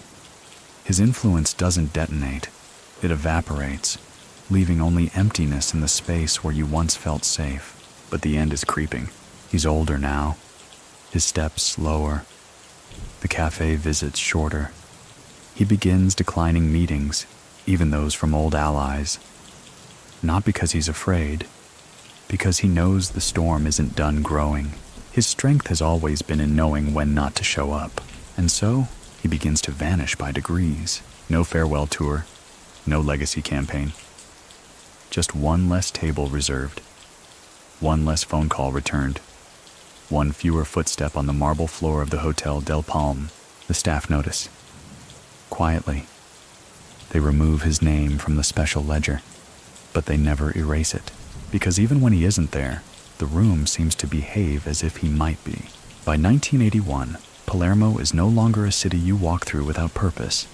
It demands intention. Every turn, every glance, every silence. And still, Gerlando Alberti moves through it like water over worn stone. He is a relic, yes, but one with pulse, one with weight. And in a time when the mafia is becoming louder, more bloodthirsty and less elegant, his silence begins to feel sacred. The Corleonese's grip tightens. The bodies pile up. Friends become ghosts. The commission is no longer a circle of dialogue. It's a guillotine with rotating hands. Riina has no patience for history, and even less for poetry. Men like Alberti, who once held influence like a wine glass, balanced and deliberate, are now seen as irrelevant. Or worse, dangerous. But Gerlando doesn't resist. He doesn't plead for his place. He simply persists. He still visits the barbershop every Tuesday. Still walks with that hands behind the back posture that says, "I do not hurry for death." Still nods to old women outside flower stalls. Still offers silent prayers at crumbling cathedrals. and still wears his suits like armor. It's during this strange, blood-slicked period that something unexpected happens. Men begin seeking his absence as reassurance. If Alberti isn't attending a meeting, they worry. If he is, they sit straighter. His silence becomes an unofficial veto. A young faction from Messina once holds a vote on whether to greenlight a violent hit in Caltanissetta. The numbers fall just shy. One of them says, "Let's ask Alberti. If he blinks when we mention it, that's a yes." They never mention it again, because they realize Gerlando doesn't blink for violence. He blinks for dust in his eye. And dust, he clears alone. Meanwhile, international eyes return to him. French agents report that he was seen dining, without companions, in Marseille, sitting on the terrace of a hotel with a view of the port. They confirm the booking was under a different name, but the maitre d' calls him Signor Alberti. No one corrected him. It's believed he was meeting Corsican intermediaries, possibly smoothing over a heroin shipment dispute that had left 2 men dead in Lyon. But no proof, no photos, just a check signed in full, and in elegant cursive, G. Alberti. He signs his real name even when the world expects him to hide. That same year, a quiet rumor begins to coil through the cafes of Palermo, that Gerlando has a safe house in Tunisia, a villa with a view of the water, with no phone lines, no neighbors, no trace. Some say it's a gift from a grateful French importer. Others say it was his insurance policy, his bolt hole, his exit strategy. But those closest to him know better. Gerlando Alberti never planned to leave. Palermo, for all its violence and disrepair, was his mirror. He saw his own decay in its chipped sidewalks, his own rules in its unpredictable traffic. You don't abandon a place just because it forgets to thank you. You outlast it, and outlasting, as he well knows, requires disappearing at just the right speed. He begins reducing even his rituals. The cafe visits taper off. The notebooks stack higher, dustier. He writes less, speaks less. Sometimes entire weeks pass without him being spotted. And then he reappears, perfectly dressed, exactly on time, in a meeting that only 3 men in Sicily were supposed to know about. It unsettles people. One of the newer generation capos once asks, with thinly veiled frustration, "Why does he still matter? He's not making moves." The reply from a much older man is simple. He matters because you're asking. And yet, the law inches closer. In 1982, amid the wave of new anti-mafia legislation, Alberti's name is once again quietly submitted into a list of figures of interest. The judges know they won't get him. The prosecutors know too, but they include him not for hope, but for history. It would be dishonest to write about Sicily's structure of silence without including its architect. He's brought in for questioning again, this time by a younger team. The tone is different, less courteous, more clinical. One interrogator asks, "Why do you always come in alone?" Gerlando smiles faintly. "It's lighter that way." Another asks, "What do you fear?" He pauses, then, ruin without elegance. They ask if he knows about a smuggling ring through the Strait of Messina. He replies, "I've seen boats. They rarely ask me for directions." It's infuriating, brilliant, untraceable. They let him go. And the next day, he brings a bottle of wine to the courthouse staff. Just a quiet gesture. Not a bribe. Just a reminder that civility still exists. Even now, he's never charged, never convicted, never even photographed entering or exiting the court. Because the man moves like fog, visible only in retrospect. That winter, something else changes. He stops writing. The notebooks, always scribbled with parables, routes, names, and metaphors, begin to gather dust. His pen lies untouched on the table beside his favorite chair. It's not resignation. It's completion.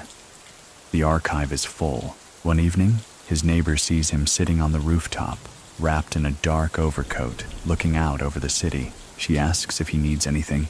He smiles, eyes never leaving the skyline, and says, "Just time." And even that, he doesn't ask for more of.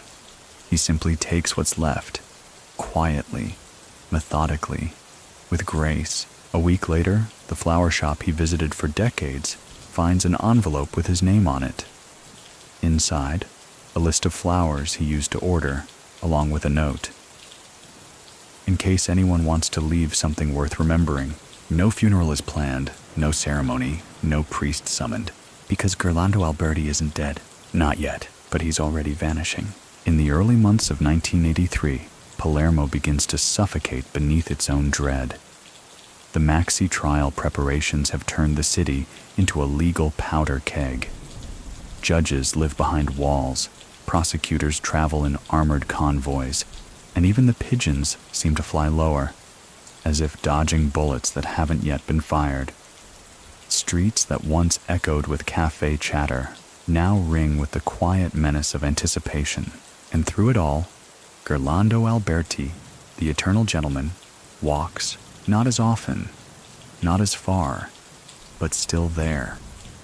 A wool coat, a gloved hand, a hat tilted just enough to shade the eyes, never to hide them. The world is watching, but no one dares stare too long. The Corleonese's grip tightens like a fist around Sicily's throat. Riina is orchestrating murders like a conductor, his baton dipped in blood. Magistrates, police, even former allies, no one is immune. Yet Gerlando endures, not because he bows to Riina, but because Riina sees no value in removing a man who doesn't move anymore. Or so he thinks. Because while Alberti no longer convenes meetings or brokers peace, his silence is still potent. His continued existence is an indictment of the new order's brutality. He doesn't resist. He refuses to acknowledge. That, in a world of reaction, is radical. By this time, his visits to Hotel del Palm have become rare. But when he appears, it's like the ghost of an old cathedral bell. Everyone pauses, not in fear, but in memory.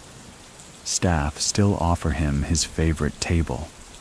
Guests lower their voices. Even the kitchen adjusts its music. One waiter, new and unfamiliar, once makes the mistake of asking, "Who is he?" The head waiter replies, "He's the reason this place hasn't burned." Meanwhile, the legal storm swells. Falcone and Borsellino are assembling the largest trial in criminal history. Hundreds of mafiosi, thousands of documents, a theater of testimony, secrets, and betrayals. And behind it, always, the shadow of those not yet named. Gerlando's name is whispered, but never shouted. His file is thick, but inconclusive. He appears in the margins, not the headlines. Some prosecutors push to bring him in again. Others argue. Why? He's too careful, too clean. And if you push too hard, you might turn a ghost into a martyr.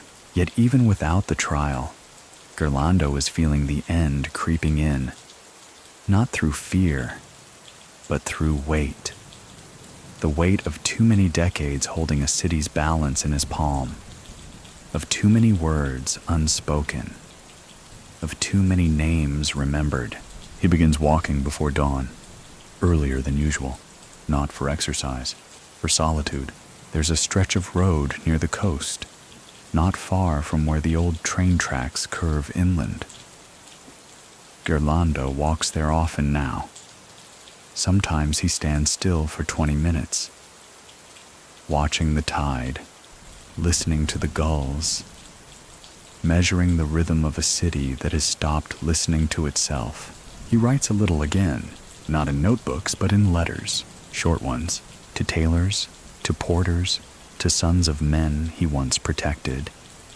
Simple things. "I liked how you folded the cuffs." Or, "Your father was good with silence. Keep it." No one responds. They don't need to. He also visits his mother's grave more regularly. Brings lavender, always. Stays exactly 12 minutes. A number he once told a friend was long enough to remember, short enough not to ache. At this time, an old friend from Naples visits him. They share espresso in Gerlando's narrow apartment overlooking the roofs of the old quarter. The friend talks of arrests, of betrayals, of changing codes. Gerlando listens, nods once, and finally says, "We always thought the world needed our balance. Maybe it just needed time." The friend leaves shaken, not because of what was said, but because it was the most he'd heard Gerlando say in years. That week, something unusual happens. A mid-ranking boss from Caltanissetta requests a sit-down with Gerlando. A blessing, they say, before entering new territory. The old way, the respectful way. Gerlando declines. No explanation, just a polite refusal. And with that, the young man drops the expansion entirely. Months of planning, resources, gone. Because Alberti's silence, even in refusal, still weighs more than Riena's threats. But even silence can't stop time. That spring, Gerlando suffers what some believe is a minor stroke. He doesn't tell anyone, but for days, he doesn't walk, doesn't write, doesn't move. Then, one afternoon, he reappears. Same suit, slower step, deeper stillness. But something has shifted, a slight tremor in the left hand. The way he now leans, just slightly, when pausing at a doorway. Age has arrived not to take him, but to shadow him. It doesn't rattle him, he simply adjusts. He begins using a cane, but only on rainy days. The cane itself is elegant, walnut wood, silver cap, no ornament. It clicks once with every other step, as if punctuating the rhythm of a life that no longer needs urgency. A local journalist, bold and naive, stops him on the street. "Signor Alberti, do you think the mafia has changed?" Gerlando looks at him, smiles faintly. "Only the mirrors," he says, "not the faces." The quote appears in a paper the next day. It is the only time he's quoted directly in the press. In the following months, several of Gerlando's old allies disappear.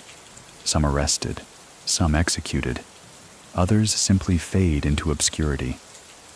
And through it all, Alberti remains, the lone gentleman of a dying order.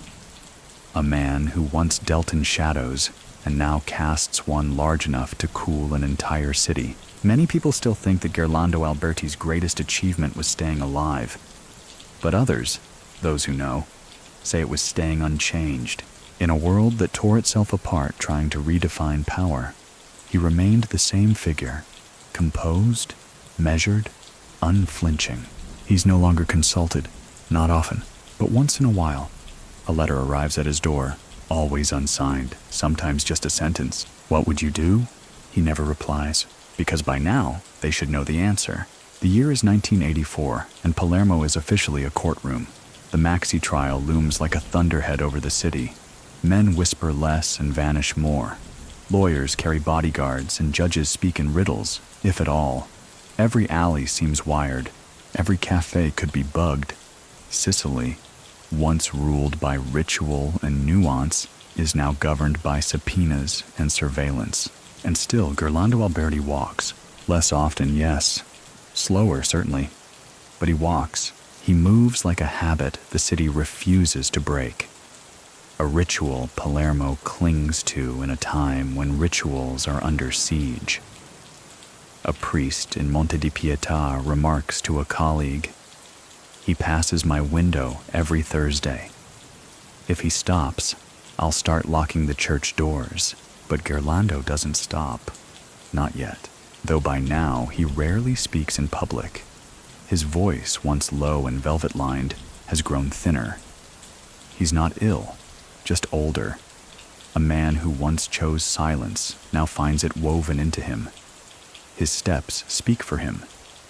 His presence still anchors conversations, but increasingly, he's left to occupy his own quiet orbit. One summer afternoon, he's spotted in a tailor's shop, his old haunt.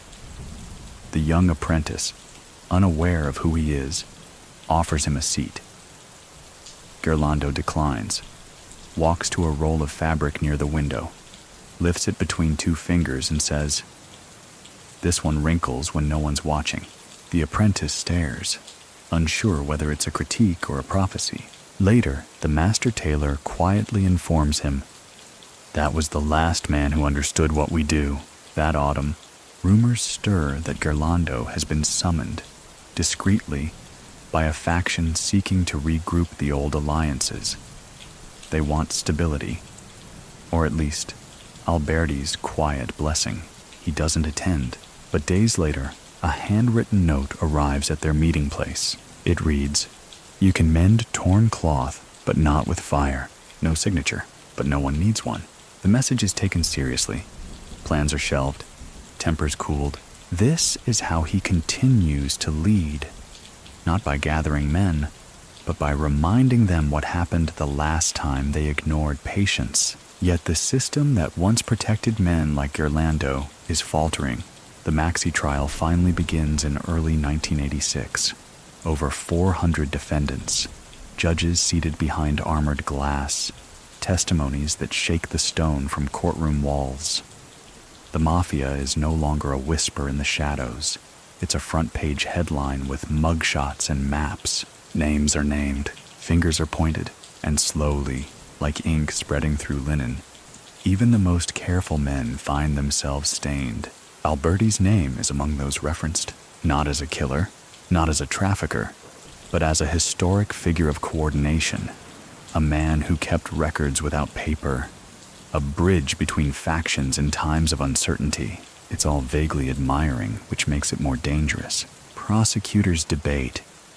Should he be added to the official list? Should he be brought in again? One veteran says, "He's a candle in a room full of fire. He won't ignite. He'll just reveal who's burning, and so he's left alone, at least officially." But the pressure is undeniable. His apartment is watched more closely. His phone line, a landline, old and buzzed with static, is tapped more aggressively. He receives fewer visits, fewer letters. One day, an envelope arrives, no return address. Inside, a single photograph, an old friend, face down, dead in a garage in Trapani. No note, no explanation. Gerlando folds the photograph once, then again, then once more, until it fits neatly into a matchbox. He places it in a drawer and lights a candle, a ritual, not for the dead, for the reminder, because in this world, no one sends a message without expecting one back. He sends none, and nothing further arrives. At the same time, the last of Palermo's elder statesmen begin to vanish. The men who once walked beside Gerlando, each with their own gifts of silence, grace, calculation, are now imprisoned, exiled, or entombed. Some turned pentito, informants, and that, more than death, is what stings. When news reaches him that an old acquaintance has testified, spilling years of coded alliances, payments, even gossip, Gerlando merely sighs. To speak now, he says to no one, is not courage, it's clatter. He writes this down, just that sentence, then tears the page and burns it in his sink. He no longer keeps notebooks, not because he fears discovery, because he's said enough. His presence in Palermo becomes almost ceremonial. He's seen at weddings, not to bless, just to be seen. He never speaks at funerals. He stands at the edge, hat in hand, and nods at the casket as though acknowledging a final agreement. Once he bumps shoulders with a young mafioso who fails to recognize him. The man mutters, "Watch it, old man." Another, wiser figure nearby grabs the boy by the arm. "You apologize now," he says. "Why?" "Because if he remembers your face, someone will one day remember his memory." The boy does, and the man walks away, never realizing how close he came to being forgotten by force. In those days, even law enforcement tread lightly around Gerlando. They no longer expect to catch him doing anything. They just want to be able to say they were nearby if he ever did. In early 1987, a magistrate walking through a hallway at the courthouse pauses by a window and sees him crossing the street outside. Alone, of course. The magistrate watches him stop at a fruit vendor, inspect an orange, hand over a few coins, and continue walking. He turns to a colleague and says, "You'd never know that man helped build a city." His colleague replies, "Not a city, a system." And both men fall silent. Because what do you do with a man who outlasts the very structure that was supposed to bury him? You watch, you wait, and if you're smart, you take notes. Though never in writing, because Gerlando Alberti still walks. And as long as he walks, Palermo keeps one foot in its own memory. By 1988, Palermo is a city caught between two mirrors, one reflecting what it used to be, the other showing a face it no longer recognizes. The blood has dried in most of the alleyways, but the fear lingers like mildew. Rina's brutality has peaked. The Corleonesi now rule not just with violence, but with paranoia. Paranoia so thick it swallows its own allies.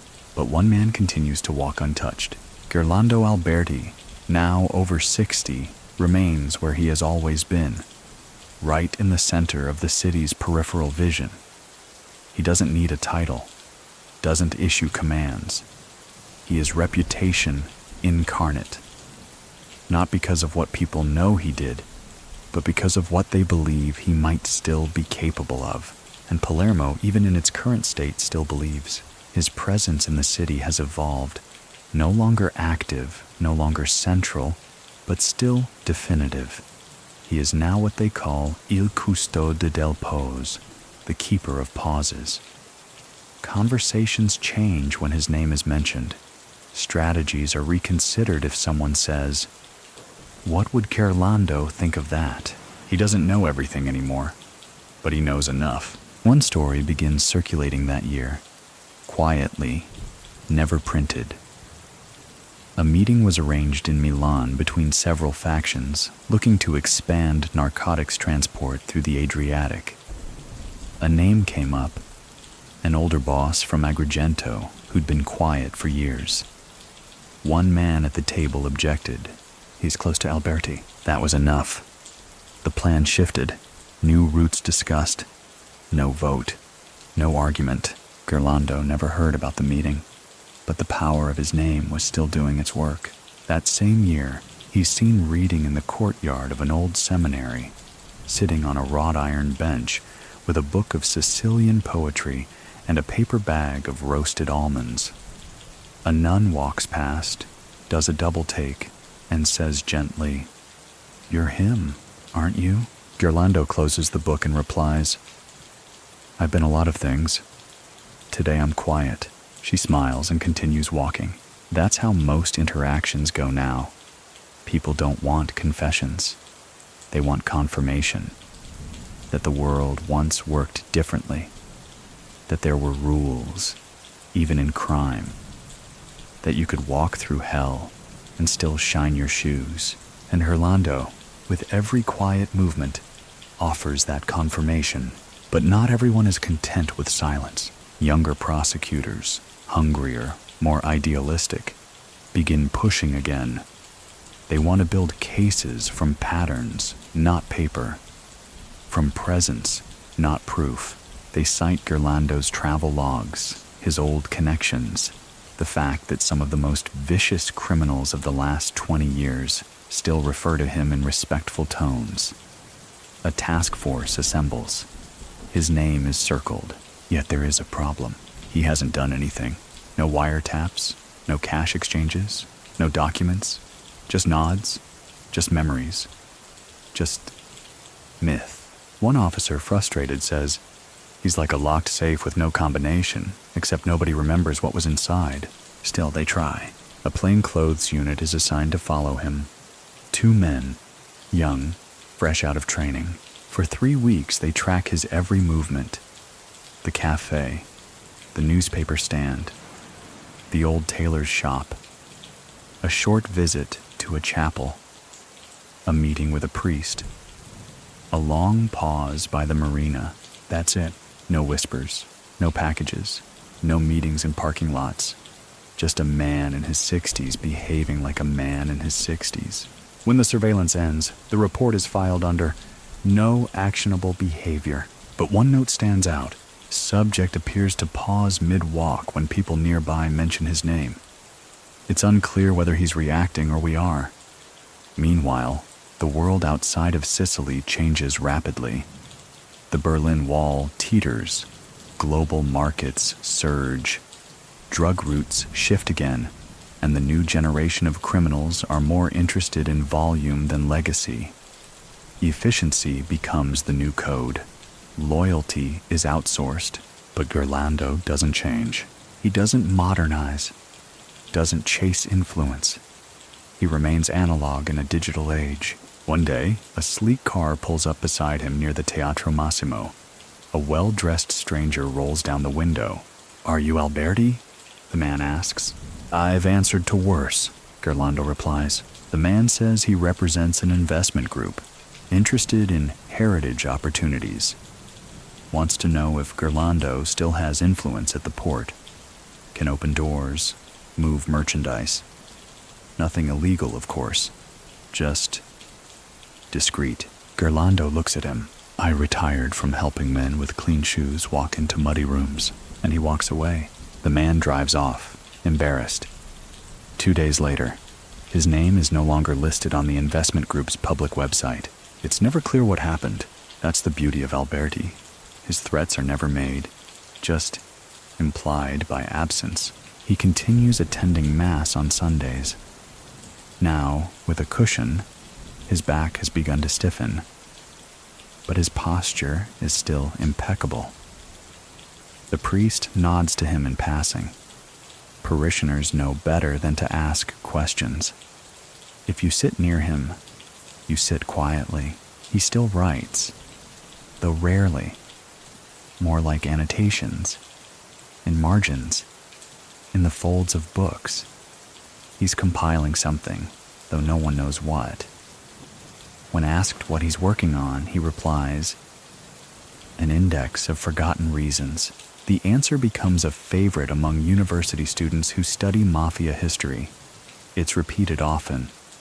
No one knows if he really said it, but that's the point.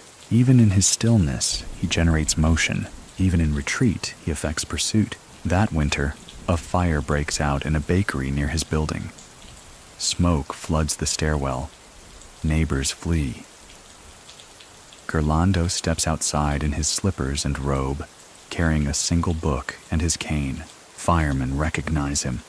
One whispers to the other, "That's the one they still ask about." Gerlando offers no commentary, just watches the flames from across the street. Later, when the fire is out, he returns inside before the all-clear is given. The fire chief doesn't stop him. When asked later if he was worried about the smoke, Gerlando replies, "If I can still smell it, it means I'm not part of it yet." And just like that, the myth grows another inch. Many people still think that Alberti faded after the 1970s, but they miss the deeper truth. He refined himself out of reach. He became not just untouchable, but unplaceable.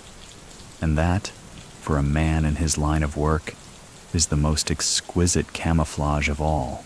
By 1989, Gerlando Alberti has become something Palermo no longer knows how to process. A man whose influence is entirely post-verbal, whose power lies not in what he does, but in what he has already done. The city, battered by trials, arrests, betrayals, and the creeping disillusionment that even legends grow tired, keeps one eye on the courthouse and one eye on Gerlando's window. He still lives in the same apartment, tucked above a cobbled street that smells of sea salt and memory. From that window, he watches the rhythm of a city trying to forget its own past too quickly. A new generation is rising, too loud, too fast, too eager to mistake risk for courage. He doesn't scold them. He simply doesn't acknowledge them. And that, in Palermo, is punishment enough. The Hotel Del Palm, where once he commanded back rooms with a sip of tea, now sees fewer visits from him. The staff still set aside his table, just in case. They polish the cutlery, fluff the chair. He arrives maybe once a month now, never announces it, never stays long, just sits, drinks espresso, glances toward the door, and leaves. Once, in the middle of a slow Tuesday afternoon, a tourist couple unknowingly occupies his table. A bellhop, flustered, tries to move them. Why, the man asks. Because you're sitting in the city's conscience. The bellhop mutters, half joking, half praying that Gerlando doesn't walk in. He doesn't, that day. But he returns the next week, sees the couple again in the lobby, and tips his hat to them. A silent pardon. Palermo breathes easier. By now, Gerlando's interactions are fewer, but sharper. He speaks to the baker, the barber, the flower vendor. Always the same phrases, always the same nods. They don't ask questions. They don't need to. His very presence answers all of them, but the outside world is catching up. The authorities are hungrier, more desperate. The failures of the Maxi trial to utterly dismantle Cosa Nostra have embarrassed the state. And now, attention shifts back to the men they missed, the ones who slipped through the cracks like smoke, the ones who never had to shout. And every file still leads back to Alberti. The Anti-Mafia Commission references him again in a confidential briefing. His name is still circled. One officer puts it plainly. He may be retired, but his silence still breeds order. And if you don't understand how dangerous that is, you've never met a man like him. They discuss reopening lines of investigation. They start tailing his acquaintances. They reinterrogate old informants, hoping for one final crack in the mirror. But Gerlando makes no sudden moves. He doesn't hide. He simply reduces. Less sunlight, more reading, less street, more courtyard. His cane becomes constant. But it's not weakness. It's rhythm. And rhythm is the one thing Palermo still listens to. During the feast of Santa Rosalia, he is spotted watching from a shaded balcony. No one sees how he got there. The procession passes beneath. The priests chant. The crowd cheers. And one young officer, assigned to patrol, glances up and sees him. They lock eyes for a second. Gerlando nods. The officer tells no one. Because some things, even in law, are better left unspoken. That fall, a former associate, an old lieutenant from the cigarette smuggling days, is arrested in Catania. His name barely matters now. The man is tired, ill, broken. He's asked if Alberti was involved. He chuckles. No, but I kept my manners for him longer than I did for God. The answer makes it into the file, but not the headlines, because Gerlando is still untouched. Later that year, he makes an unexpected appearance at a wake, a small gathering, a retired shoemaker. Nothing political, no underworld ties. But Gerlando appears. Black coat, white handkerchief, cane balanced across both hands. He doesn't speak, just places a lily on the casket and walks away. Someone follows him outside. You knew him well? Gerlando replies. He once fixed a soul without charging me. That's enough for respect. That becomes the quote of the week in 3 different cafes. And suddenly, men begin remembering their own debts. Quiet favors, unspoken kindnesses, things they once dismissed. Because Gerlando didn't forget. And forgetting someone Gerlando remembered? That feels like a sin Palermo still fears. Still, the system keeps pressing. That winter, a magistrate signs a new surveillance order. Gerlando's phone is tapped again. They listen for months. They hear opera music. the scraping of a spoon against porcelain, pages turning, and, once, a soft voice reciting poetry in Sicilian dialect. No names, no plots, no code, but the silence drives them mad. The magistrate finally declares he's not hiding anything, but he's still hiding us from ourselves, because that's the truth. Alberti's greatest skill was never erasing his own trail. It was erasing your ability to trust your instincts around him. You thought he meant something, but you couldn't prove it. You felt something shift when he entered the room. But who's to say? He is not a ghost. He is a mirror that never breaks. And even the most ruthless killers in Palermo still comb their hair before facing him. One evening, the city experiences a blackout. A transformer blows near the harbor. Lights cut out across the district. People spill into the street with candles and transistor radios. Gerlando steps out onto his balcony, just stands there, watching the dark. A child in the building opposite, frightened by the sudden blackness, sees him and says, "The old man isn't scared, so we're okay." That becomes a joke in the neighborhood. Don't panic till Alberti does. He doesn't. He never does. As the decade closes, Palermo is exhausted. Trial fatigue, political scandals, corruption bloated to parody. And yet somehow, the city still turns to Alberti, not for answers, but for continuity. A relic, yes, but a breathing one.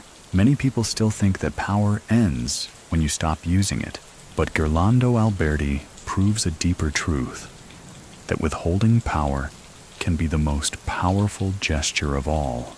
And so he walks, slower than ever, down a quiet lane near the marina, not as a boss, not as a shadow, just as a man who once held the pulse of a kingdom in the curl of his fingers and let it go without trembling.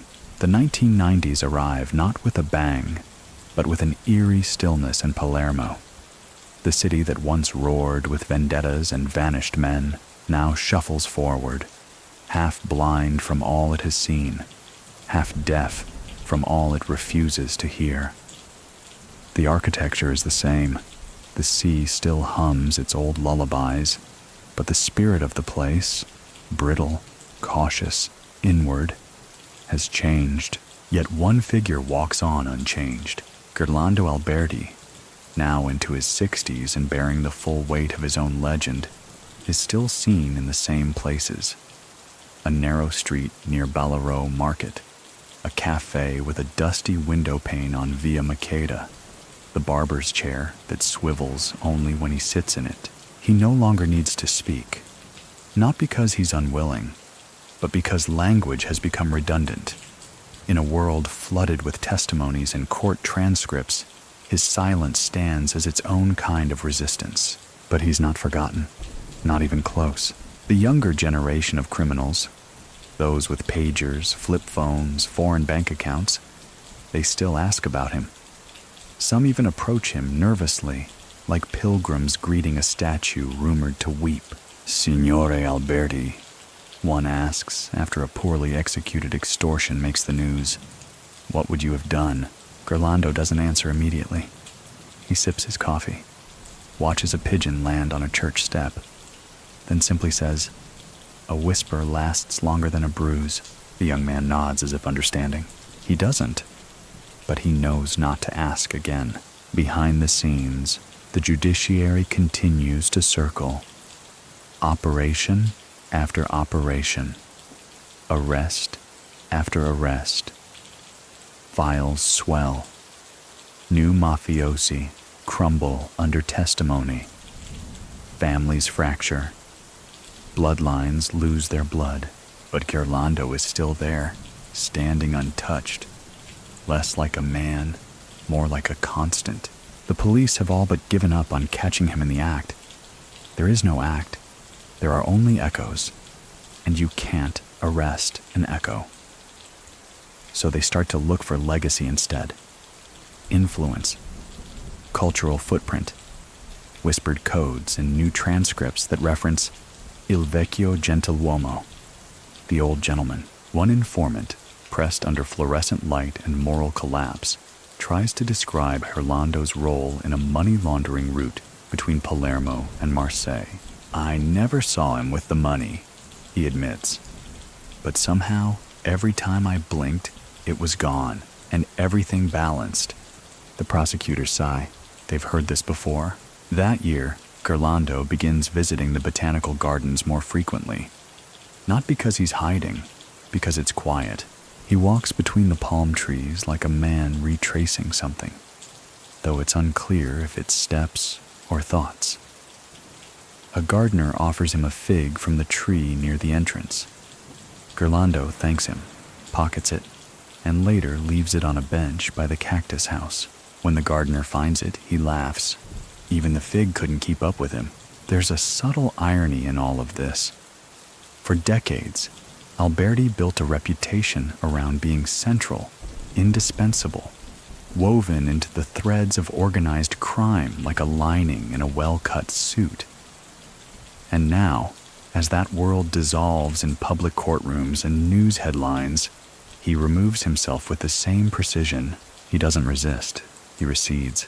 A friend of his, one of the last living associates from the cigarette smuggling days, visits him in his modest apartment. They sit on the balcony in silence for nearly half an hour, watching the city shift beneath them. Finally, the friend says, "They keep calling you the gentleman.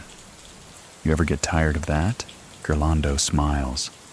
"Better that than the survivor. Survivors always look like they lost something." His apartment is still sparse. A bookshelf, a lamp, 2 framed photographs, one of his mother, one of a group of men by the sea, now all gone. His suits are neatly pressed, even if rarely worn. The cane leans in the same corner. His shoes are always polished. The ritual hasn't broken, only the purpose has faded. He continues to write, barely. Phrases, lists, half-thoughts. One scrap of paper found later on his desk reads, "The less I say, the more they write." He isn't wrong. The tabloids resurrect his name every few months. Is the gentleman still pulling strings? The tailor of Palermo's silence. Gerlando Alberti. The Don who never raised his voice. He reads none of it, but he hears enough to know he's still alive in print. Once, a young journalist catches him exiting a church and tries to snap a photo. Gerlando turns, just slightly, not in anger, but with something more delicate. Disappointment. The journalist lowers the camera, later deletes the photo, because you don't expose a man who has already made himself a museum. That winter, it's reported that Gerlando may be on a government list for potential questioning regarding the resurgence of trafficking routes through Calabria. But the file closes quietly. No one dares, or perhaps no one needs to anymore. By now, even his enemies admit he doesn't need to be stopped. He's already stopped himself. Still, Palermo continues to observe him. Old women nod as he passes. Shopkeepers straighten their shoulders. A judge, retired and bitter, once mutters over a glass of wine, "If I could have cracked just one of them, it would have been him." But he was too curated. That's the word that sticks. Curated. Not hidden, not washed, curated. Every step, every silence, every metaphor-laced reply. It wasn't just survival, it was performance. And like all great performances, it refused encores. One spring day, Gerlando visits the cemetery at Sant'Orsola. Walks alone. No flowers, no notes. Just his cane tapping softly against the stone path. He pauses before a modest headstone.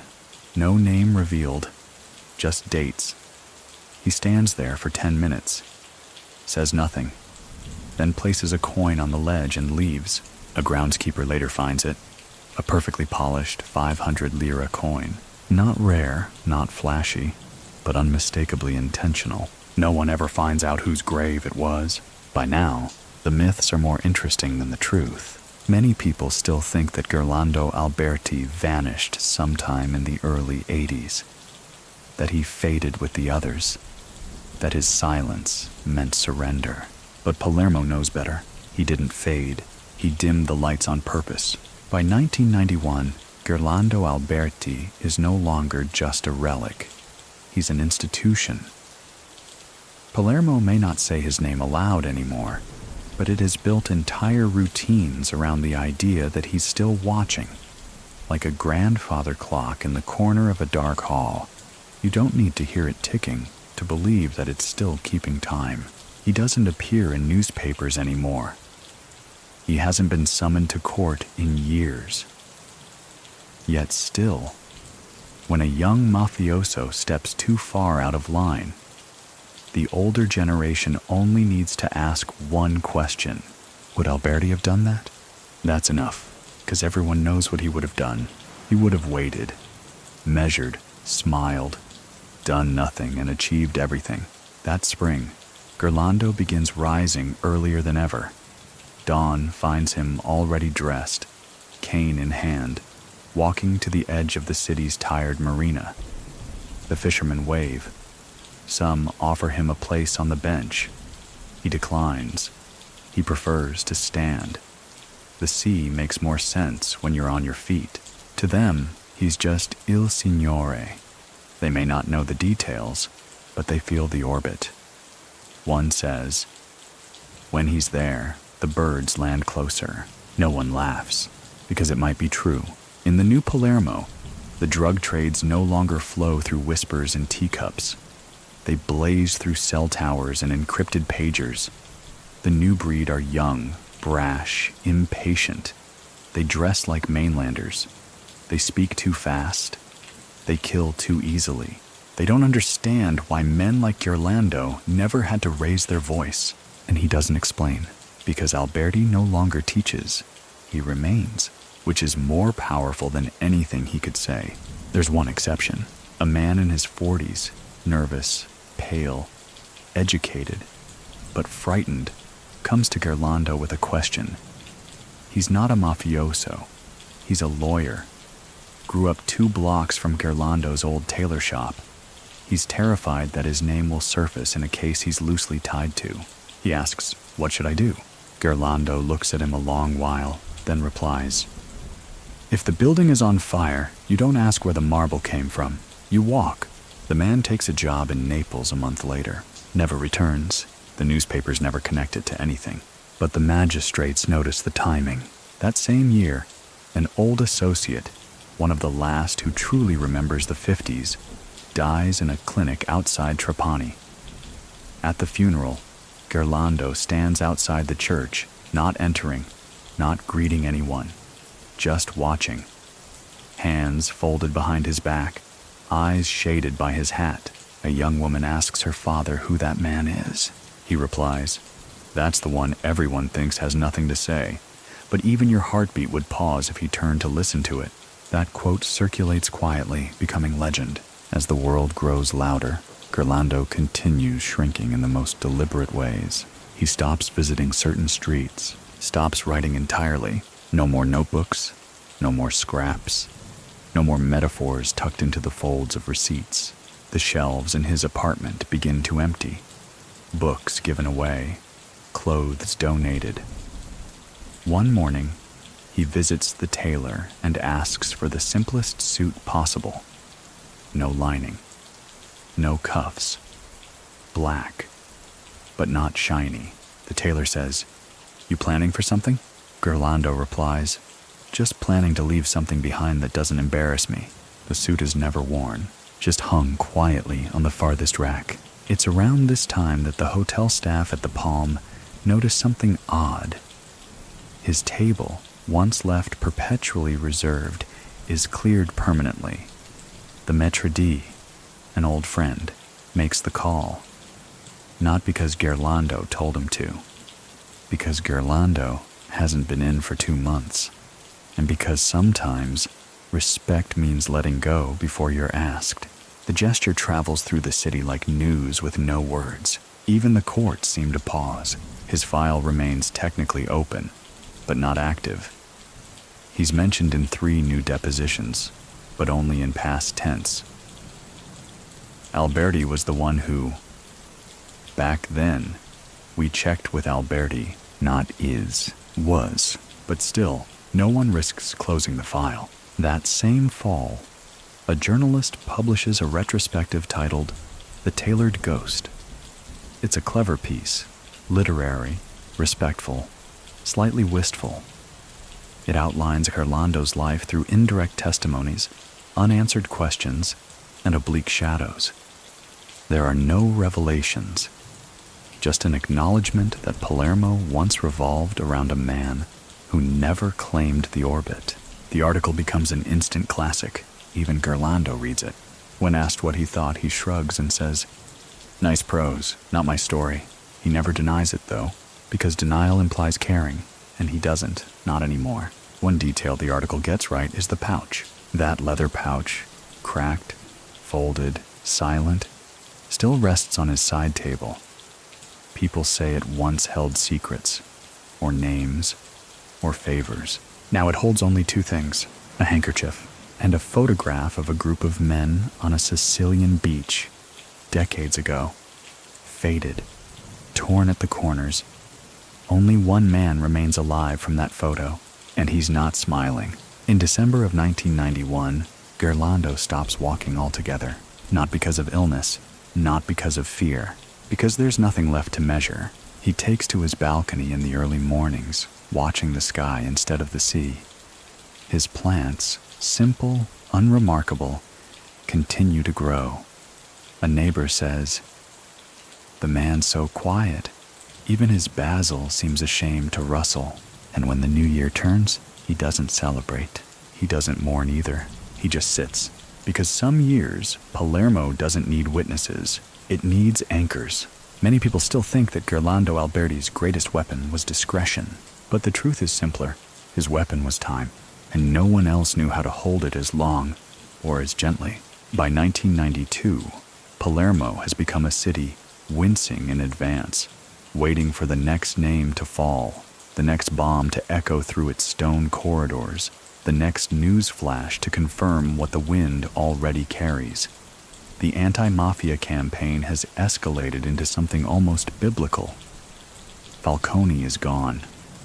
Borsellino, too. And with them, an era of judicial courage that forced even the most ruthless men to pause. But Gerlando Alberti does not speak of them. He lowers his hat when their names are mentioned. That's all. Others have opinions, rants, regrets. But Gerlando's silence in their wake is louder than most eulogies. Because people remember that he met Falcone once, in a hallway, briefly. No words, just a glance. And that afterward, the judge muttered to a colleague, "He knows everything and says nothing." A wall made of silk. It becomes one of the last recorded phrases Falcone shares about a living mafioso. And Gerlando, he carries on. His pace is slower, not from age alone, but from finality. There's a quiet collapse happening, and he feels it in the bones of the city. The new bosses act like merchants, not monarchs. Violence is still abundant, but it lacks the orchestration he once respected. Everything feels improvised, disposable, and yet he continues his rituals. Every Thursday, he visits the same cafe, orders without speaking, tips the same coin, reads the same paper, even when it no longer prints his name. Occasionally, someone sits too close. He doesn't ask them to move. He simply stares at the space between their table and his until they feel it widen on its own. Power has become spatial now. That spring, a quiet buzz stirs among the remaining old guard figures. A rumor that Gerlando may finally be retiring for good, not just from public life, but from life altogether. He's not sick, but he's reducing. Some say he's giving away what little he kept. Books, coins, a pair of cufflinks from 1965. One of his last fine coats is seen on a tailor's dummy in a shop window. The tag reads, "Classic, timeless, unrepeatable. No one asks how it got there, but people begin visiting him again. Not the bold ones, the loud ones, the quiet ones. Men who want to look into his face one more time before it disappears into memory. They don't stay long. They don't ask questions. They sit with him, sip espresso, and speak about anything but the past. Because when you sit with Gerlando Alberti, you don't come for stories. You come to remind yourself that the world once operated with tension instead of chaos. He begins writing again, not notes, not lists, but letters. Not to people, to places. One discovered later, unopened, reads, "To the harbor. You taught me that arrival means nothing without tide." Another, addressed to a defunct train station. "We waited so long between departures that the silence became holy. They're not meant to be read. They're meant to be left behind." Meanwhile, the press rediscovers him. The bombs have shaken the city. The public, desperate for stability, turns nostalgic. A new documentary series about the old mafia airs on RI. Episode 3 is dedicated to The Gentleman of the Edge, a dramatized reconstruction of Alberti's life. Actors in crisp suits, smoke curling up against amber lighting, the myth inflated, curated, refined. Gerlando is shown a clip. He watches it in silence. Then, with a dry smile, says, "Nice tie. Never wore that knot, though." He doesn't protest. He doesn't endorse. He simply absorbs the mythology like an old coat, warm in some places, ill-fitting in others, but familiar. That summer, a younger man, barely 30, visits him. A writer, nervous, desperate to capture something. "I want to understand the code," he says. "What made you different?" Gerlando studies him for a moment, then gestures toward a folded napkin on the table. "The difference between a man and a mess is how you leave a table." The writer nods solemnly, scribbling furiously. He misses the point, because the point isn't what Gerlando says, it's how much he doesn't. Palermo begins to shift again. Tourism flickers back. Construction starts. The city paints over blood and calls it heritage. But even the stone seems to remember. Outside Gerlando's building, a boy once kicked a soccer ball too hard. It cracked a small window on the ground floor. The next day, the ball was back on the boy's step, cleaned, stitched, better than before. No one saw who returned it, but the boy's father, without asking questions, took his son down the next day to sweep the sidewalk. Respect, still living in gestures. Gerlando smiles when he sees them, doesn't comment, because what is there left to say when Palermo finally starts remembering the manners it almost buried? Late that year, a priest visits his apartment. Not to hear confession, Gerlando never offered one, but to deliver a book, an old copy of The Art of War, wrapped in brown paper. Inside is a note, for the one who understood victory is when the blade is never drawn. Gerlando returns the gesture by sending the priest a small bundle of herbs from his balcony garden. No message, just rosemary, lavender, and one sprig of mint. He's not preparing for death. He's preparing for absence. It's different. Death is what others experience. Absence is what Gerlando curates. Many people still think that Gerlando Alberti's story is one of evasion, that he ducked justice, slipped past consequence, vanished behind politeness. But the deeper truth is that he never ran. He just stood still long enough for the world to blur around him. When the calendar turns to 2010, Gerlando Alberti is 82. The city around him pulses with contradictions.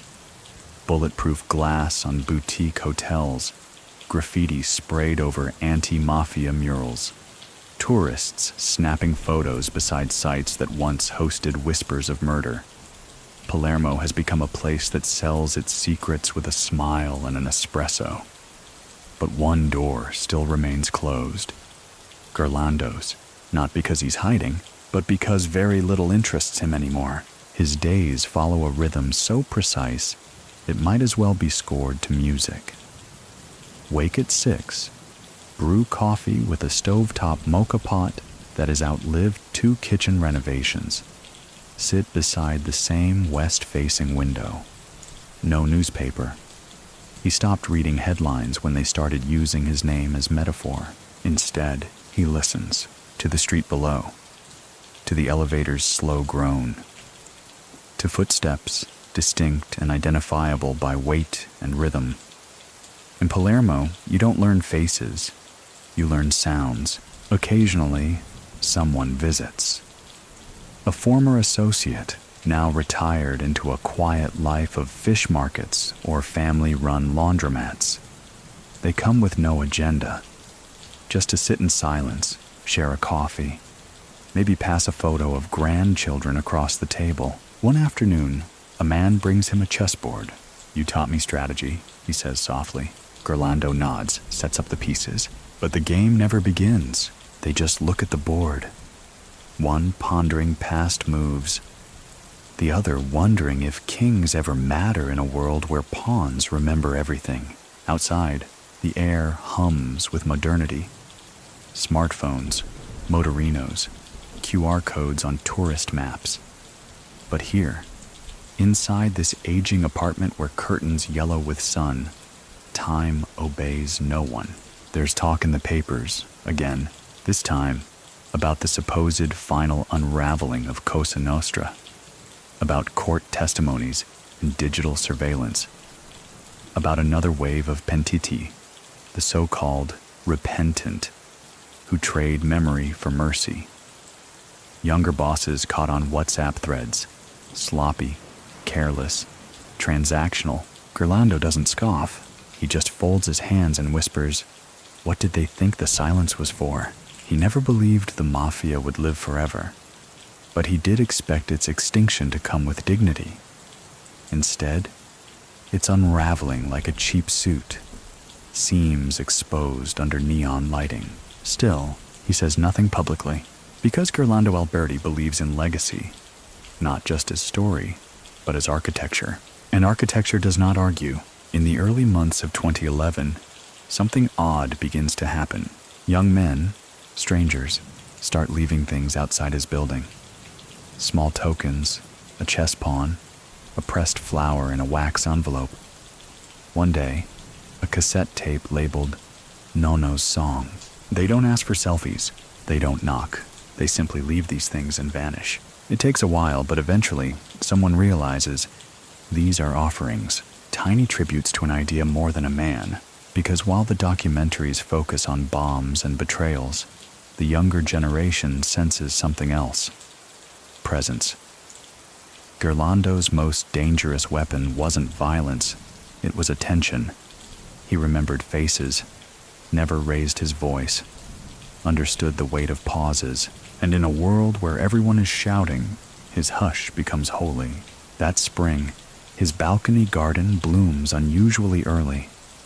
Not a single plant had been replaced in years, but somehow mint rises taller, rosemary fuller. A local herbalist passing by pauses to admire it. She snaps a photo. It becomes a minor viral moment. The caption reads, "This is where Palermo still breathes." In May, the city holds a formal remembrance for Falcone. Street banners, parades, television specials. In a quiet apartment not far from the fanfare, Gerlando sits in the same chair, sipping coffee. The memory of that hallway encounter still crisp. He says aloud to no one, "He knew too much too fast. Some truths can't be chased. They must settle like dust." By autumn, his doctor visits more frequently. There's no clear diagnosis, just time finally requesting its due. One morning, the doctor brings a nurse with him. A woman in her early 30s, polite, unfazed by reputation. She checks his vitals, scribbles notes, then says, "Do you have regrets, Signor Alberti?" He smiles gently. "Only that the world mistook courtesy for weakness." She doesn't reply, but when she leaves, she adjusts the curtain precisely the way he prefers. He notices, that winter, Palermo enters one of its coldest stretches in decades. Ice on rooftops, wind biting like gossip. Gerlando remains indoors, wrapped in the same wool coat gifted to him by a friend long dead. He's thinner now. Not fragile, just concentrated. All excess burned away. On New Year's Eve, a former rival sends him a bottle of wine with a simple note. We both outlived the noise. Gerlando doesn't drink anymore, but he opens the bottle, pours a glass, and lets it sit on the table, untouched. Because it's not the wine he respects, it's the gesture. In the first days of 2012, his final known visitors arrive. 3 men, all in their 40s. Clean-cut, professional. No past affiliations. One runs a logistics firm. Another is a lawyer. The third writes film scores. They don't use code, don't try to flatter. They just sit, as if attending a vigil that has no death. After half an hour, one speaks. We came to say thank you for showing us how to hold still. Gerlando nods once. No words. The next day, he opens the last of his keepsake boxes. Inside are 12 items. Each one tied to a name, a memory, a warning. He picks up each, not to mourn, but to acknowledge. One by one, he wraps them in cloth and places them into a plain wooden box. No markings, no lock. That box disappears the following week. No one asks where it went. No one should. Because Palermo knows the rhythm by now. What matters is not what was kept. It's what was not left behind. February 2012 brings silence. Not the suffocating kind, but the full-bodied quiet of a house that has said everything it needs to say. Gerlando Alberti is 90 years old. To most of the world, he is a relic. A page dog-eared in a book no one rereads. But to those who've truly studied the old ways, he remains the last man who never tripped on his own shadow. A gentleman, they say, with iron in his spine and smoke in his eyes. He no longer reads the paper, but he listens to the city like a conductor catching the key before the first note. He knows when trouble tightens its shoes, when ambition takes the corner too fast, when someone speaks too often at the wrong cafe. And lately he hears nothing. The new generation isn't careless. They're hollow. Gone are the coded glances, the elegantly brutal pauses. Everything's too fast, too loud. Deals made over text messages and forgotten by lunch. There are whispers of boys in designer jeans trying to resurrect the old cliques under new acronyms, slinging influence like it's cheap aftershave. He sighs. Style dies first, he mutters. A nurse visits daily now. Her name is Rosa. Sharp eyes, no makeup. Carries herself like a woman who has walked through more than she's told. She never asks about the past. She tucks in his sheets like she's closing a ledger. One morning he asks, "Why don't you fear me?" She tilts her head, adjusts his pillow, then replies, "Because you don't carry death with you anymore. Just memory." He nods, smiles faintly. That answer pleases him. Across the city, younger men argue in glass-walled offices, trying to decipher how their grandfathers ran circles around entire governments with fewer tools than a grocery store clerk now has in his pocket. They read reports, watch documentaries, try to channel old blood through new pipelines, but the flow doesn't come because charisma can't be learned from transcripts. One day, a documentary crew sends a request. They want to film a retrospective, explore the romanticism of old mafia Palermo. They use phrases like moral complexity and sociological legacy. Gerlando declines with a single word: inappropriate. The refusal makes headlines, and in a twist only Palermo could understand. His silence boosts ratings more than an interview ever could. In mid-March, he has what the doctor calls a quiet stroke. Not dramatic, just a soft dimming behind the eyes. He forgets what day it is, struggles with names. One morning, he doesn't recognize the hallway he's walked for 40 years, but his posture stays sharp. When he sits at the table, he folds his hands the same way. The rituals remain. Rosa notices. She begins leaving small notes beside his tea. Tuesday, cloudy. Mussels in the market today. Napoli won 2-1. He smiles at the effort. One afternoon, while she's tidying the shelves, she finds a thin notebook tucked behind the radio. Inside, in tight cursive, is a list. No dates, just names. Some crossed out, some circled, some underlined. She puts it back where she found it, never mentions it, because she understands. Some books aren't meant to be read, only carried. The days stretch. Sunlight lingers longer through the windows. His cough softens, but his appetite fades. When Rosa brings him his favorite dish, eggplant caponata, he eats 2 bites and pushes the plate away. Too sweet, he says, though it's not. It's memory that's sweet now, not food. In late April, a former associate stops by. His name is Claudio, a man with a face like a closed fist, but eyes that still flinch when someone clinks a glass too hard. He brings no wine, no envelope, just silence. They sit. A breeze moves the curtain. Traffic hums outside. Then Claudio speaks. They're still afraid of you, you know. Gerlando lifts an eyebrow, but not in the old way. Claudio continues. They fear you like they fear a storm that already passed. Still wet from it, still shivering, but knowing it won't return. The old man chuckles. That's not fear. That's memory doing maintenance. Claudio doesn't stay long. He leaves a small box beside the door. Hand-carved wood, no latch. Inside is an antique coin and a faded photograph. 3 boys by the harbor, one of them grinning like he owned the sea. Rosa finds the box the next morning. She dusts it gently and sets it by the chessboard. By May, his voice becomes thinner. Not weak, just distant, as though speaking across water. He responds to greetings with nods, to questions with half smiles. One day Rosa asks, "What do you miss most?" He doesn't hesitate. Sunday suits. Not because they were fine, but because they were earned. The city outside prepares for summer. Festivals, music, fireworks. Palermo never truly sleeps. Even when mourning, it laughs with a mouth full of salt and basil. But Gerlando is no longer listening.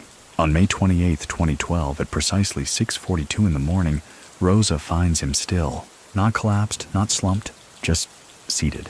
Back straight, hands folded, face tilted toward the sun, as though expecting someone to arrive. No drama, no gasping finale, just a man who lived exactly as long as he needed to. The press calls it the passing of an era. Headlines speak of the last dawn, the gentleman boss, the whisperer of Palermo.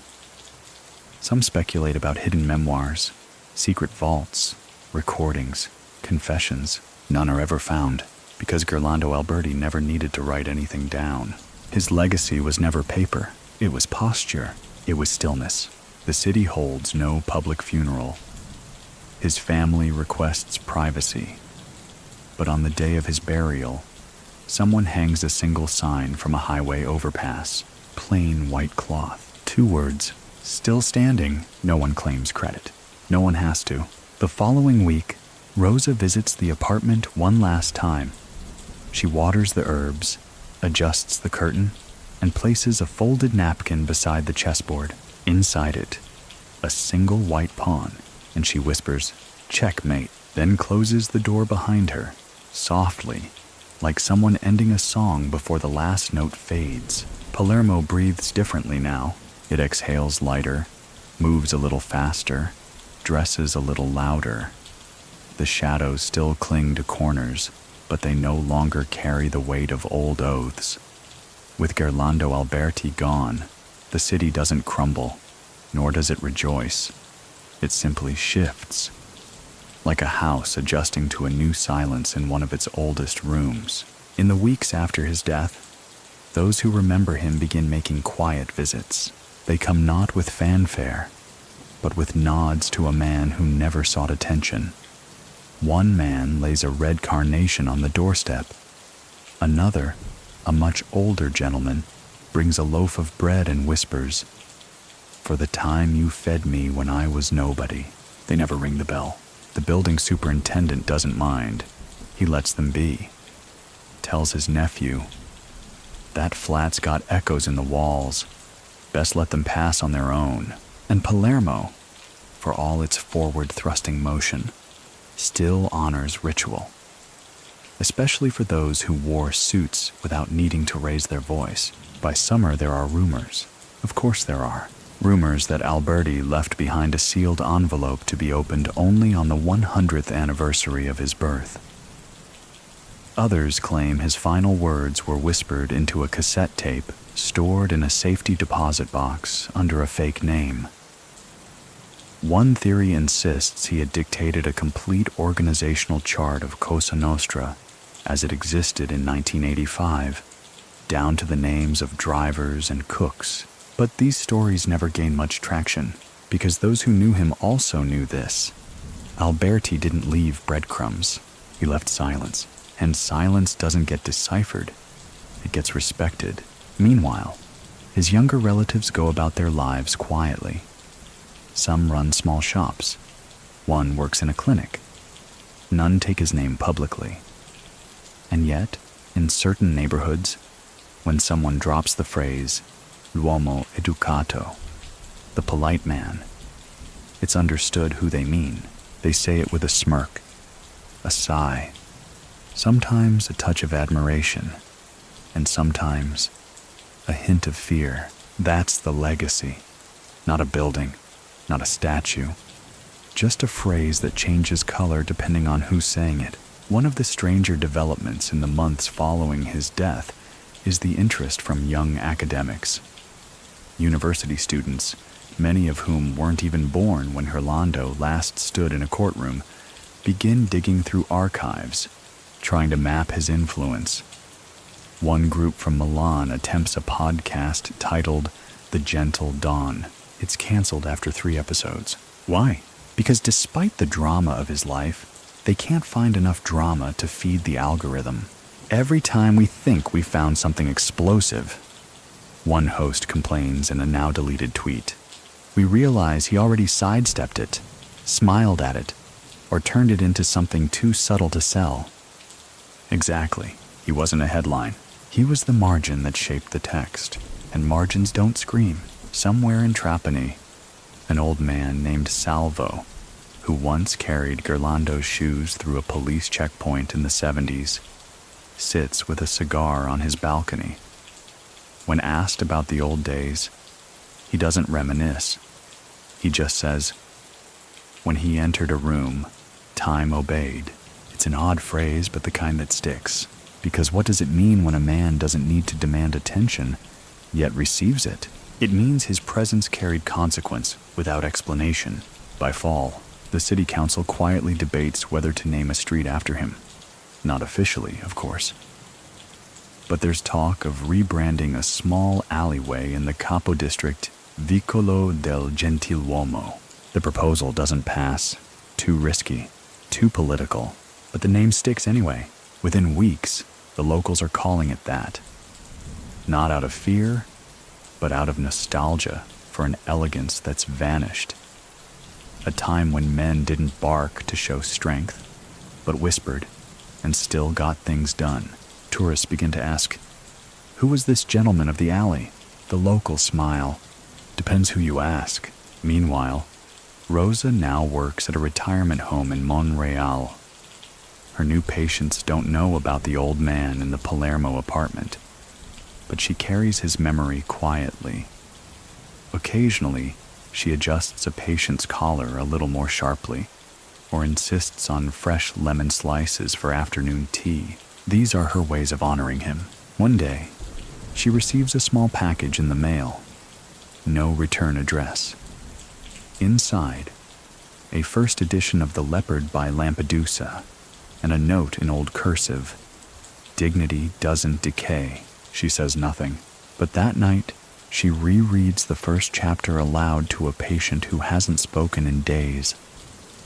When she reaches the line, "If we want things to stay as they are, things will have to change.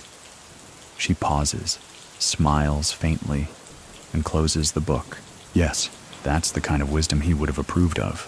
In Naples, a lawyer named Domenico, once a wet behind-the-ears defense attorney who lost a case against Gerlando in 1982, writes a small piece for a legal journal titled The Last True Negotiator. In it, he describes how Gerlando once ended a plea hearing with the line, "If truth were a sweater, Your Honor, I'd wear it, but only if it matched my shoes." Domenico calls it the most elegant dodge I've ever witnessed. He ends the piece with, "The law won that day, but it did not leave the room prouder." Elsewhere, the next generation of mafia leadership continues fumbling forward. There are guns, sure. Turf wars, yes, but no poetry. No man steps out of a car and makes a market stall owner pause mid-sale just by buttoning his jacket. No one speaks softly and still clears the room. They've inherited the mechanics, but not the music. One evening, a young capo named Silvio stands before a map in his hideout, plotting routes and drops and payoff points. His consigliere, a wiry man with a crooked jaw, asks, "What would the old guard do?" Silvio shrugs. "They'd probably do nothing, then wait for us to do too much." The room laughs, but it's a nervous laugh, because in their hearts, they know. The game isn't played louder now, it's just played cheaper. In Palermo, as winter creeps back in, a woman walks past the old apartment building on Via Serrati Falco. She doesn't stop. She doesn't need to, but she smiles as she passes, because she remembers a time when the city bowed not to violence, but to a presence so composed it made even chaos hesitate at the door. And isn't that something worth remembering? The seasons turn, but Palermo's silence remains intact. Not empty silence, the kind you find in forgotten places, but a rich, lived-in hush, the kind that remembers. A silence made of velvet chairs, clinking glasses, newspapers folded just so, and shoes that never scuff the floor. It's the silence Gerlando Alberti curated so carefully during his long life, and even now, it continues to echo in the spaces he once passed through. At an old cafe near Teatro Massimo, the same waiters still serve espresso in delicate cups, even if the tourists ask for cappuccinos past noon. They know better. And when someone sits at the corner table, yes, that one, they glance sideways, just once, to see if the ghost of the gentleman has returned in a new disguise. He hasn't, but his memory keeps excellent time. Far away, across the Tyrrhenian Sea, in a lecture hall at La Sapienza University, a professor clicks to the next slide. Alberti, she says, was the last man to understand that dignity was not just style. It was strategy. A few students nod. One raises a hand. But wasn't he just another mobster? The professor exhales slowly. No. He was the end of a breed that believed power should be dressed in discretion. Another student smirks. So, like Michael Corleone, she doesn't laugh. No, Corleone was fiction. Alberti was an etiquette lesson wrapped in a criminal resume. That evening, the student reads more than he was assigned. Curiosity. It lingers where charisma once lived. Meanwhile, the Palermo police, those who still care, open a file marked with Gerlando's name for the last time. Not because of a new clue, but because a young officer found it in a storage closet and didn't recognize the man. The pages are crisp, the ink fading, arrest records, surveillance notes, a few old photos yellowing at the corners. One shows him smiling, shaking hands with a foreign businessman at an airport in Zurich. Another is just a blurry silhouette exiting a church. The officer asks, "Was he important?" The supervisor, older and jaded, shrugs. He was impossible to pin down. And that's all they say about it. In another part of the city, a small antique shop holds a mirror. It once belonged to a parlor Alberti frequented in the 1960s. Now, it's cracked at one edge, but still reflects with the same soft light. The owner claims that when the sun hits it just right, the glass hums faintly. Of course it doesn't, but that's the thing about men like Alberti. They bend time even posthumously. Do you remember the day he sat in that parlor, sipping espresso, fixing his tie with 2 fingers, while a dozen other men fidgeted around him, waiting to speak? That wasn't performance. That was presence. And presence, unlike power, doesn't fade with age. Across the ocean, in New Jersey, an old contact reads about Gerlando's death in an Italian-language newspaper. He sets it down and pours a glass of wine, not as a toast, but out of instinct. He doesn't say a word, but his wife notices that he wears a darker tie to dinner that night. These are the micro-eulogies reserved for men whose lives were never loud. Back in Palermo, a young street hustler named Carlo tries too hard to be important. He talks fast, drives fast, wears sharp clothes, and drops names he barely knows. One day, he claims to be related to Gerlando Alberti. No one believes him, not because it's impossible, but because real men of Alberti's caliber wouldn't have bragged. They would have been. The local barber, 87 years old and nearly blind, hears the claim and chuckles. That boy's got a tongue like a racing horse, fast, wild, and good for nothing. Someone asks him, "Did you ever cut Alberti's hair?" He nods, twice. And? He said 3 words each time, paid an exact change. Never told me how he wanted it, but I always got it right. There's pride in that. In a small church tucked behind a courtyard no one remembers, a priest delivers a homily on humility. He never names names, but those who know, know. He says, "There was once a man in this very city who wore his sins like well-pressed suits. He harmed more people with favors than with threats. And still, when he walked in here, he knelt. The congregation doesn't stir, but somewhere in the rafters, an old pigeon coos, as if giving assent. The legacy of a man like Alberti isn't in monuments, it's in posture, in how people lower their voices in certain places, without knowing why, in how doors close softly, not out of fear, but out of respect for what might once have passed through, and in how Palermo, for all its chaos, still remembers to dress itself decently before facing the day. One evening, as the sun sinks low and the city lights begin their gentle flicker, a jazz trio plays at a modest bar in Vucciria. The saxophone drips a tune that almost sounds like an old film score. A man at the bar turns to the bartender and says, "This song reminds me of someone." "Who?" "I can't say. Just someone who used to walk slower than the rest of us, like he had time on his side." That's the memory, not an empire, not a trial, not a confession, but a walk, unrushed, composed, and entirely his own. The first thing anyone will tell you about Gerlando Alberti, if they dare speak at all, is that he never raised his voice. That isn't a compliment, it's a warning. The man didn't need to shout. He simply looked. One arched brow, one tilt of the chin, and entire rooms recalibrated their priorities. He didn't traffic in bravado, and he certainly didn't bother with displays of temper. What he had instead was gravity, a quiet weight, the kind of presence that made people sit straighter, talk less, and listen more, even if he never said a word. You see, it wasn't just that Alberti didn't get angry, it's that he chose not to. In the tangled, testosterone-drenched world of Sicilian crime, where fury and revenge often dance the tango, Alberti moved differently. Calm wasn't a trait, it was a tactic. And when everyone else carried switchblades, he carried paws. They say no one ever saw him hit a man, and yet people flinched when he walked into a room. They say he never gave a direct order to have someone removed, and yet men disappeared shortly after leaving his presence.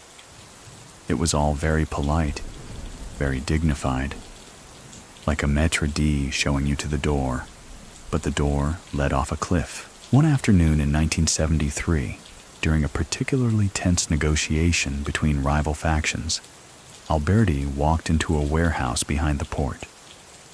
The air was already thick with insults, slights, and the threat of a very public war. But when he stepped inside, navy suit, cream scarf, polished shoes without a fleck of dust, everyone stopped talking. He didn't raise a hand, didn't even clear his throat. He simply adjusted his cufflink, and that was that. The meeting ended in 10 minutes without a single raised voice. No one remembers what was agreed upon. What they do remember is that the argument stopped because Alberti had entered the room. There's a certain power in restraint, but it takes discipline. For Alberti, it came naturally, or so it seemed. Truth is, it was as calculated as any hit list. He decided early in his life that fury made a man weak. That emotion, especially public emotion, was currency better spent in private.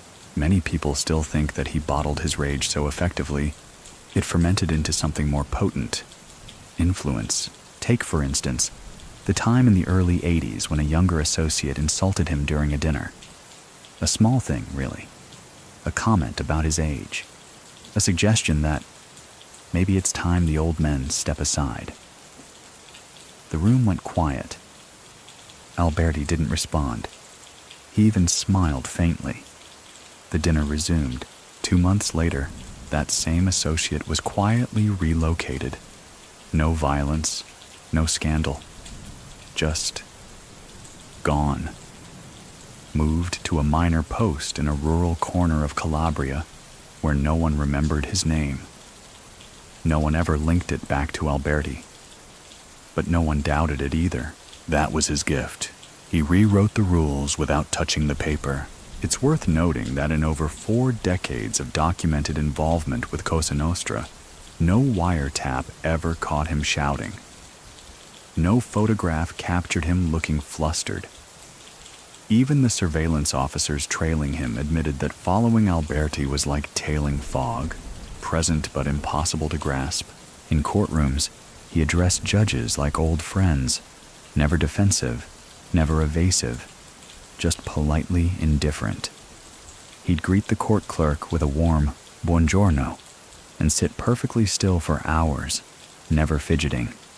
Prosecutors hated it. Defense attorneys loved it. And the jury?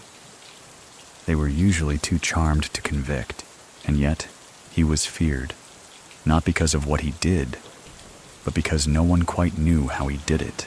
Palermo police detectives often debated the man's true reach. Some insisted he was merely a figurehead, a ceremonial relic from a bygone era.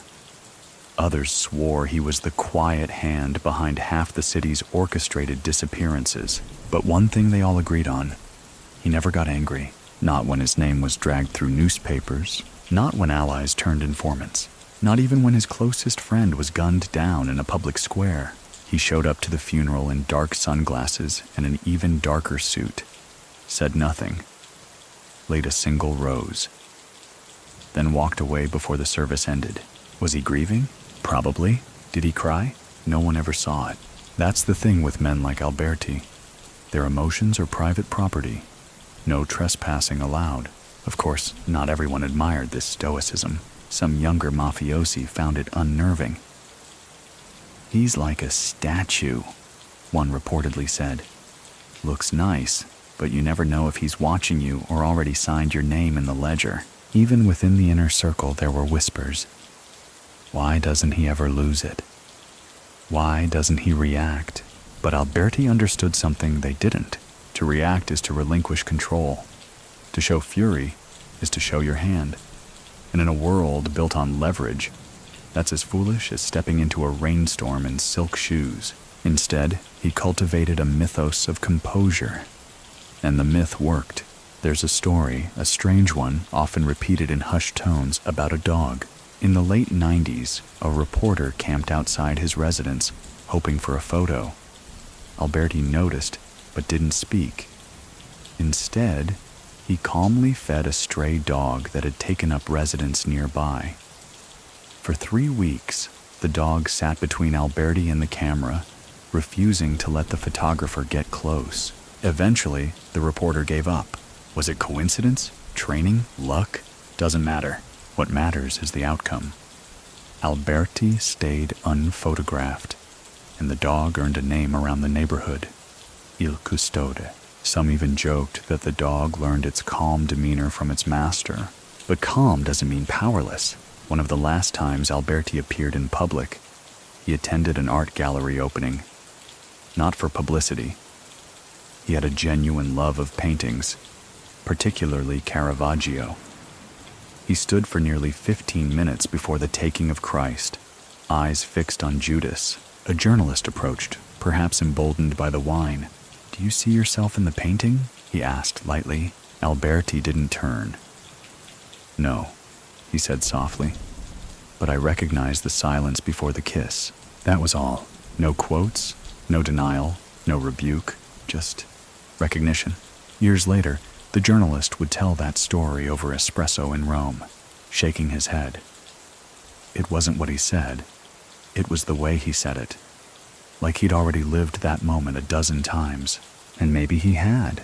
By the time the calendar flipped to 2010, Gerlando Alberti had outlasted nearly every man who had once sat beside him at those long, smoke-hazed tables of Palermo's underworld.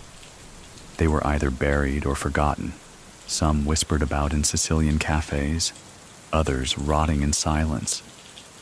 But Alberti remained, a walking anachronism dressed in wool coats and memory, his cane tapping against cobblestone like a metronome for ghosts. The eternal gentleman, they now called him. Not sarcastically, not with disdain, but with something closer to superstition. He was still sighted, now and then, emerging from his apartment in Via Olivuzza with a pressed shirt and polished shoes, as if time itself had made a truce with him. Neighbors nodded. Young men stepped aside. The police? They watched, still, though they no longer believed he had any orders left to give. But influence is a hard thing to measure, and harder still to extinguish. Alberti had ceased to be a man of power, in the traditional sense. His phone rarely rang. He didn't attend meetings. He gave no more nods across dinner tables that sent shivers down young lieutenants' backs. And yet, somehow, his legend still moved through the rooms, long after he had left them. The Carabinieri continued surveillance, out of habit more than necessity. "He's retired," one officer said, "but people still act like he might speak a name and turn tides." It wasn't ridiculous to think so. There was the curious incident with a developer in Palermo who tried to build a high-rise near Alberti's neighborhood, against every zoning recommendation. The man persisted for months, throwing around bribes and influence. Then, without warning, the project vanished. Funds pulled, permits revoked. The developer relocated to Milan.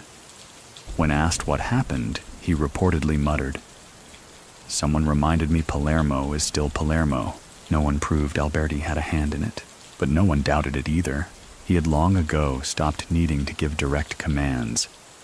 Like a tuning fork left humming in a cathedral, his presence alone seemed to shape the acoustics of a room, long after the source had gone silent. And his reputation had matured into something stranger than fear. Reverence, almost. A strange affection among those who had never even met him. In the market stalls near Palermo, old men still told stories. He once settled a feud between butchers that had gone on for 10 years, they'd say. Didn't raise his voice, just looked at them both. It wasn't just myth. People remembered what Palermo had once been, what it had meant to be touched by the old order, before everything crumbled into informants and chaos. Alberti had refused that last part. He never turned state witness, never signed papers, never confessed, not even when it would have saved him years. The state offered him leniency in exchange for names. He offered them silence. They sent him to prison. He adjusted his tie and went. Even behind bars, he was treated with a kind of solemn deference. Prison guards never found a weapon in his cell, never caught him whispering. He read novels, wrote in a small leather notebook, took long pauses before answering questions, and most baffling of all, he offered no bitterness, no fury at his condition, no protestations of innocence, just that same calm mask. It wasn't passive, it was strategic. In the decaying ranks of the mafia, where old men were dragged into court and paraded as cautionary tales, Alberti stood differently. Quiet, yes, but unbroken. One fellow inmate remembered the day news reached them of another boss-turned-informant. "They're all singing now," someone scoffed. Alberti didn't respond immediately. He was spreading jam on toast, slowly, precisely. Then he said, "Songs fade. The silence lasts longer." That was all. The man who overheard it still remembers that breakfast. You'd think he was quoting poetry, but it chilled the whole table. By 2012, he was 88, and though he'd slowed, his steps shorter, his back more stooped, his eyes still held that old cathedral glass sheen, still watched too carefully, still made people forget what they were saying mid-sentence.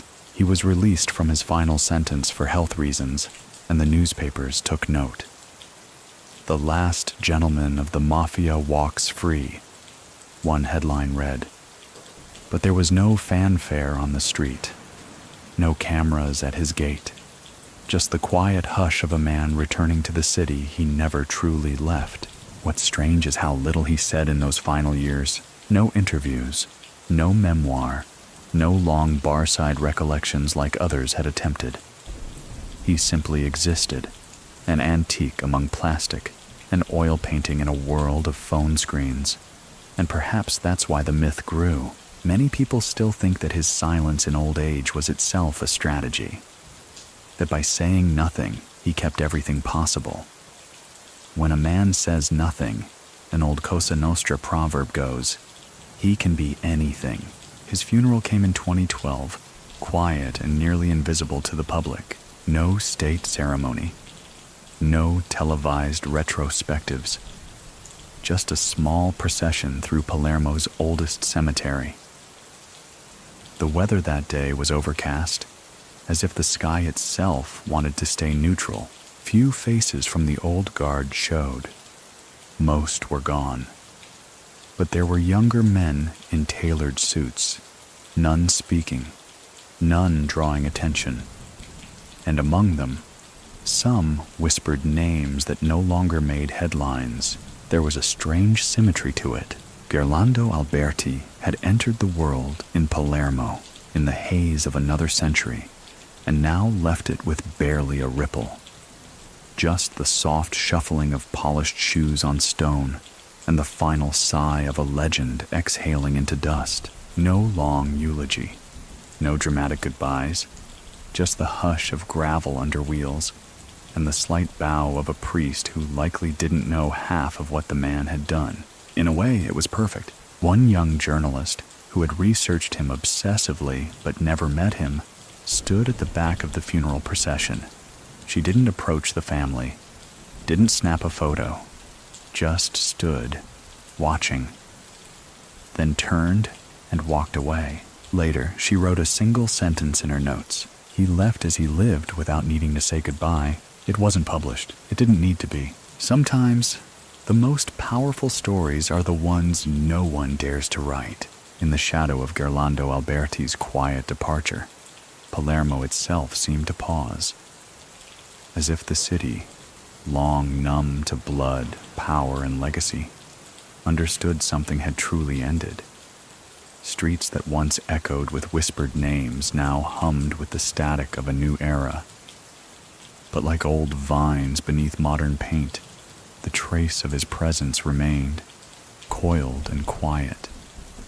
He had been, for decades, the embodiment of a paradox, invisible and inescapable.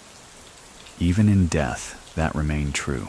Not long after his funeral, conversations began to circle in courtyards and under laundry lines. Soft, uncertain murmurs about the man who never betrayed, about the debts left unpaid, about old favors never forgotten. There were rumors, of course, that Alberti had left instructions, not written, but passed down in conversations no one could verify, that certain men still nodded in his name, that certain businesses still honored him in silence. The kind of folklore cities like Palermo are so good at preserving, not in museums, but in habits, in glances, in who gets served first at the cafe. An old man in Palermo swore he saw a young capo tap the marble step outside a church before entering, a habit only those who once served Alberti observed. "It's a mark of respect," the man said, "like tipping your hat to a ghost." And though the mafia in 2012 was fractured, its empire reduced to echoes, surveillance wires, and frightened whispers, the legend of men like Alberti was still currency. A story that could settle a dispute faster than a lawyer. He had never written a book, never starred in a trial. Yet his legacy endured stronger than those who had, because he hadn't just survived. He had refused to let time own him. Even his enemies, what few remained, begrudged him their admiration. One former prosecutor, long retired, was once asked during a lecture, "Which mafia figure gave you the hardest time?" He didn't blink. "Alberti," he said, "because he never gave me anything." The audience chuckled, unsure if it was praise or frustration. It was both, and then came a curious string of incidents. In a suburb of Palermo, a small bakery named La Mano Gentile opened, run by a quiet woman in her 30s. It quickly gained a loyal following, not for flashy pastries, but for its soft, familiar aroma and the respectful hush inside. On the counter, a small photo stood, not of the woman's family, but of a man in a dark coat, barely smiling. Someone asked her about it once. She said, "My grandfather said he protected our street once. That's all I know. But it's enough." A few streets over, an antique bookstore began setting aside a chair by the window each morning. "For an old friend," the clerk joked. No one sat in it, but no one dared sit in it either. The city remembered, even as new mafias rose, less romantic, more digital, almost bureaucratic in their violence, there was something missing. Something Alberti had personified, for better or worse: charm, calculation, control. The eternal gentleman had belonged to an era when loyalty was earned, not tweeted, when silence was a virtue, when a glance could carry more weight than a manifesto. And though no one could bring that era back, they could mourn its passing. Quietly, daily, there was talk, years later, of a film based on his life. Producers circled the idea with cautious interest, but no one could settle on a script. The problem wasn't the lack of events, it was the texture of him. How do you dramatize a man who said so little, and yet made others act? How do you write a character who resisted every clear act of drama, and yet turned entire chapters of Sicilian history with a shrug? The project stalled, as perhaps it should have. Alberti wasn't made for screens. He belonged to shadows, and Palermo seemed to agree. In 2015, a local artist painted a mural on a forgotten wall near the old markets. It wasn't flashy, just a man in a long coat, cane in hand, walking into fog. No name, no plaque, just a date scrawled in the lower corner, 2012. Within days, someone added a line beneath it in chalk: "Still walks where silence is king." It faded in the rain, but the wall remained untouched. No graffiti, no tags, not even ivy dared cover it. And perhaps that's the most telling tribute of all. Legends don't require marble. They live in pause, in respect, in space left intentionally empty. There was something else, too. The final notebook. When clearing his apartment, small, clean, Spartan, a relative found a drawer with a single leather-bound book. No title. Inside, dates, names, fragments.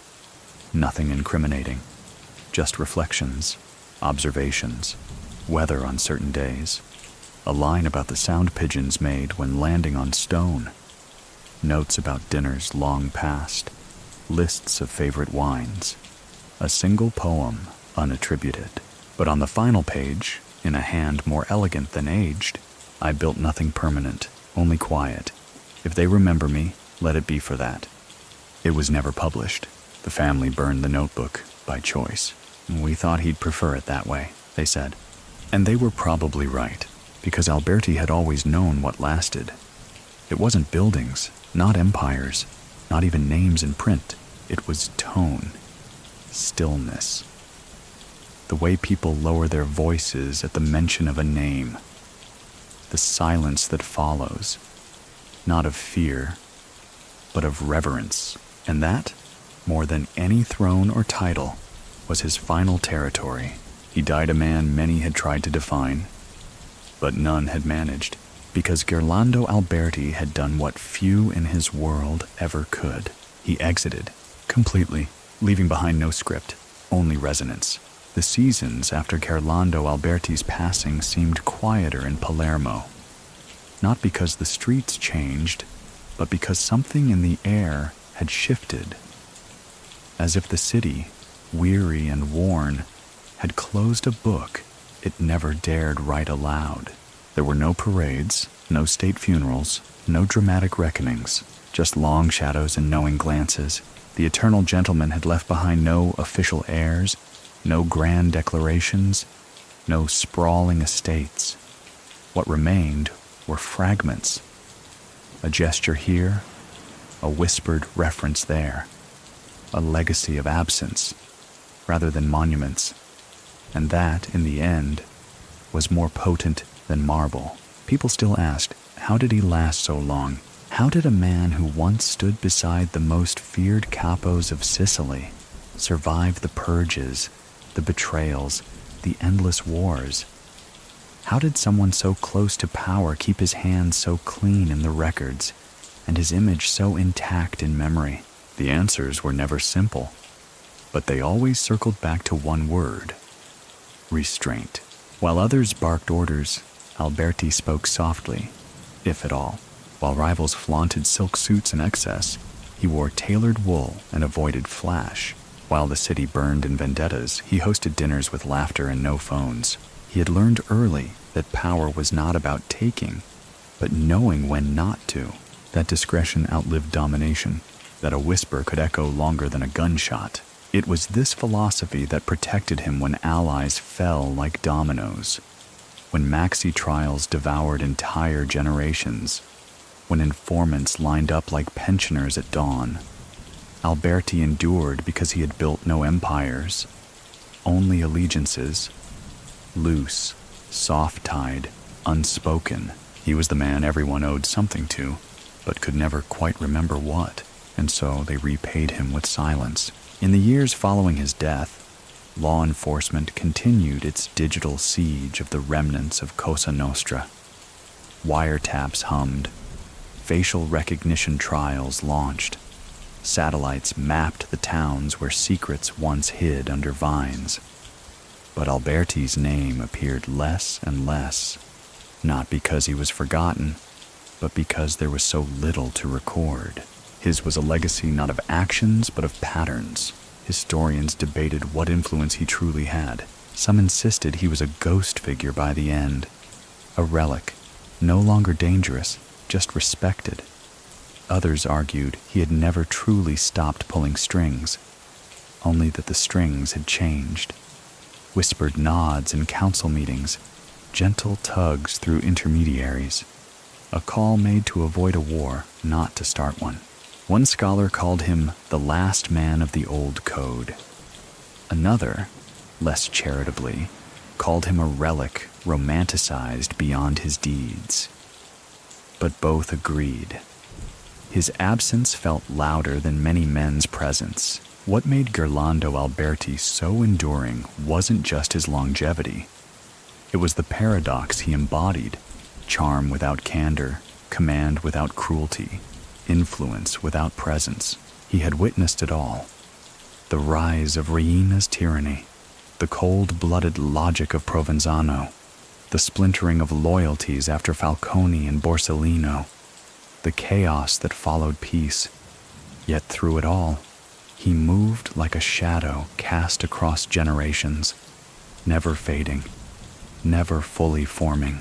And somewhere in the late 2010s, a curious pattern emerged.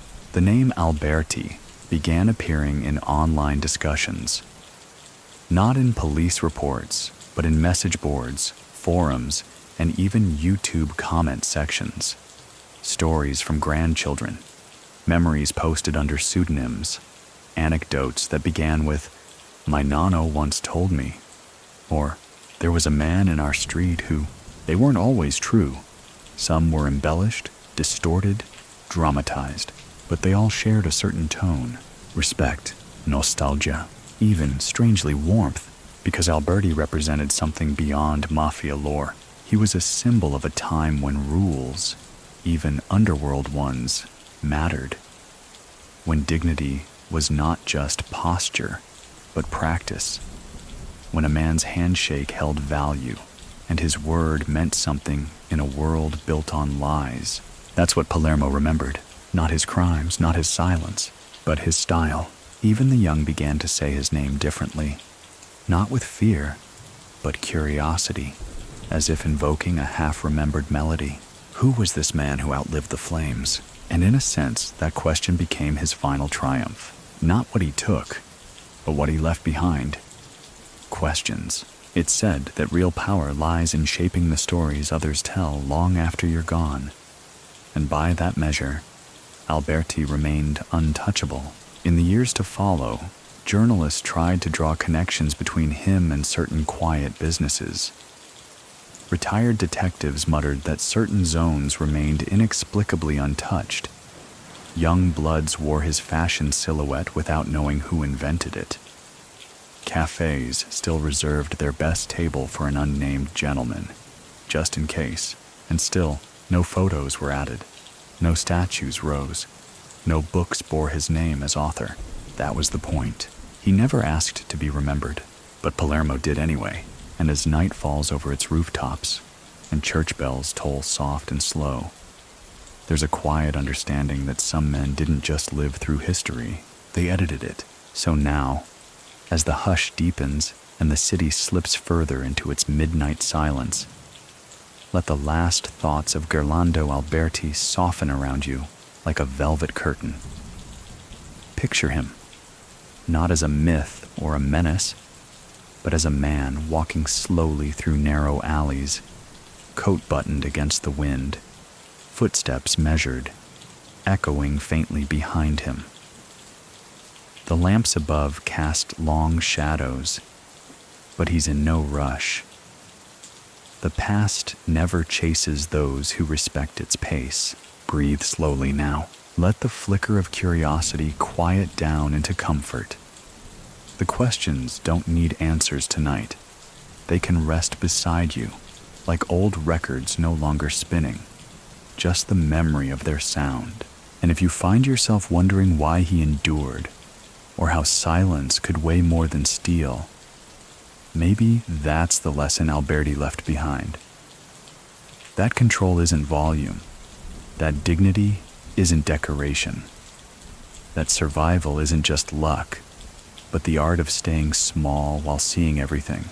Let your breath settle into rhythm with the soft hum of the world around you.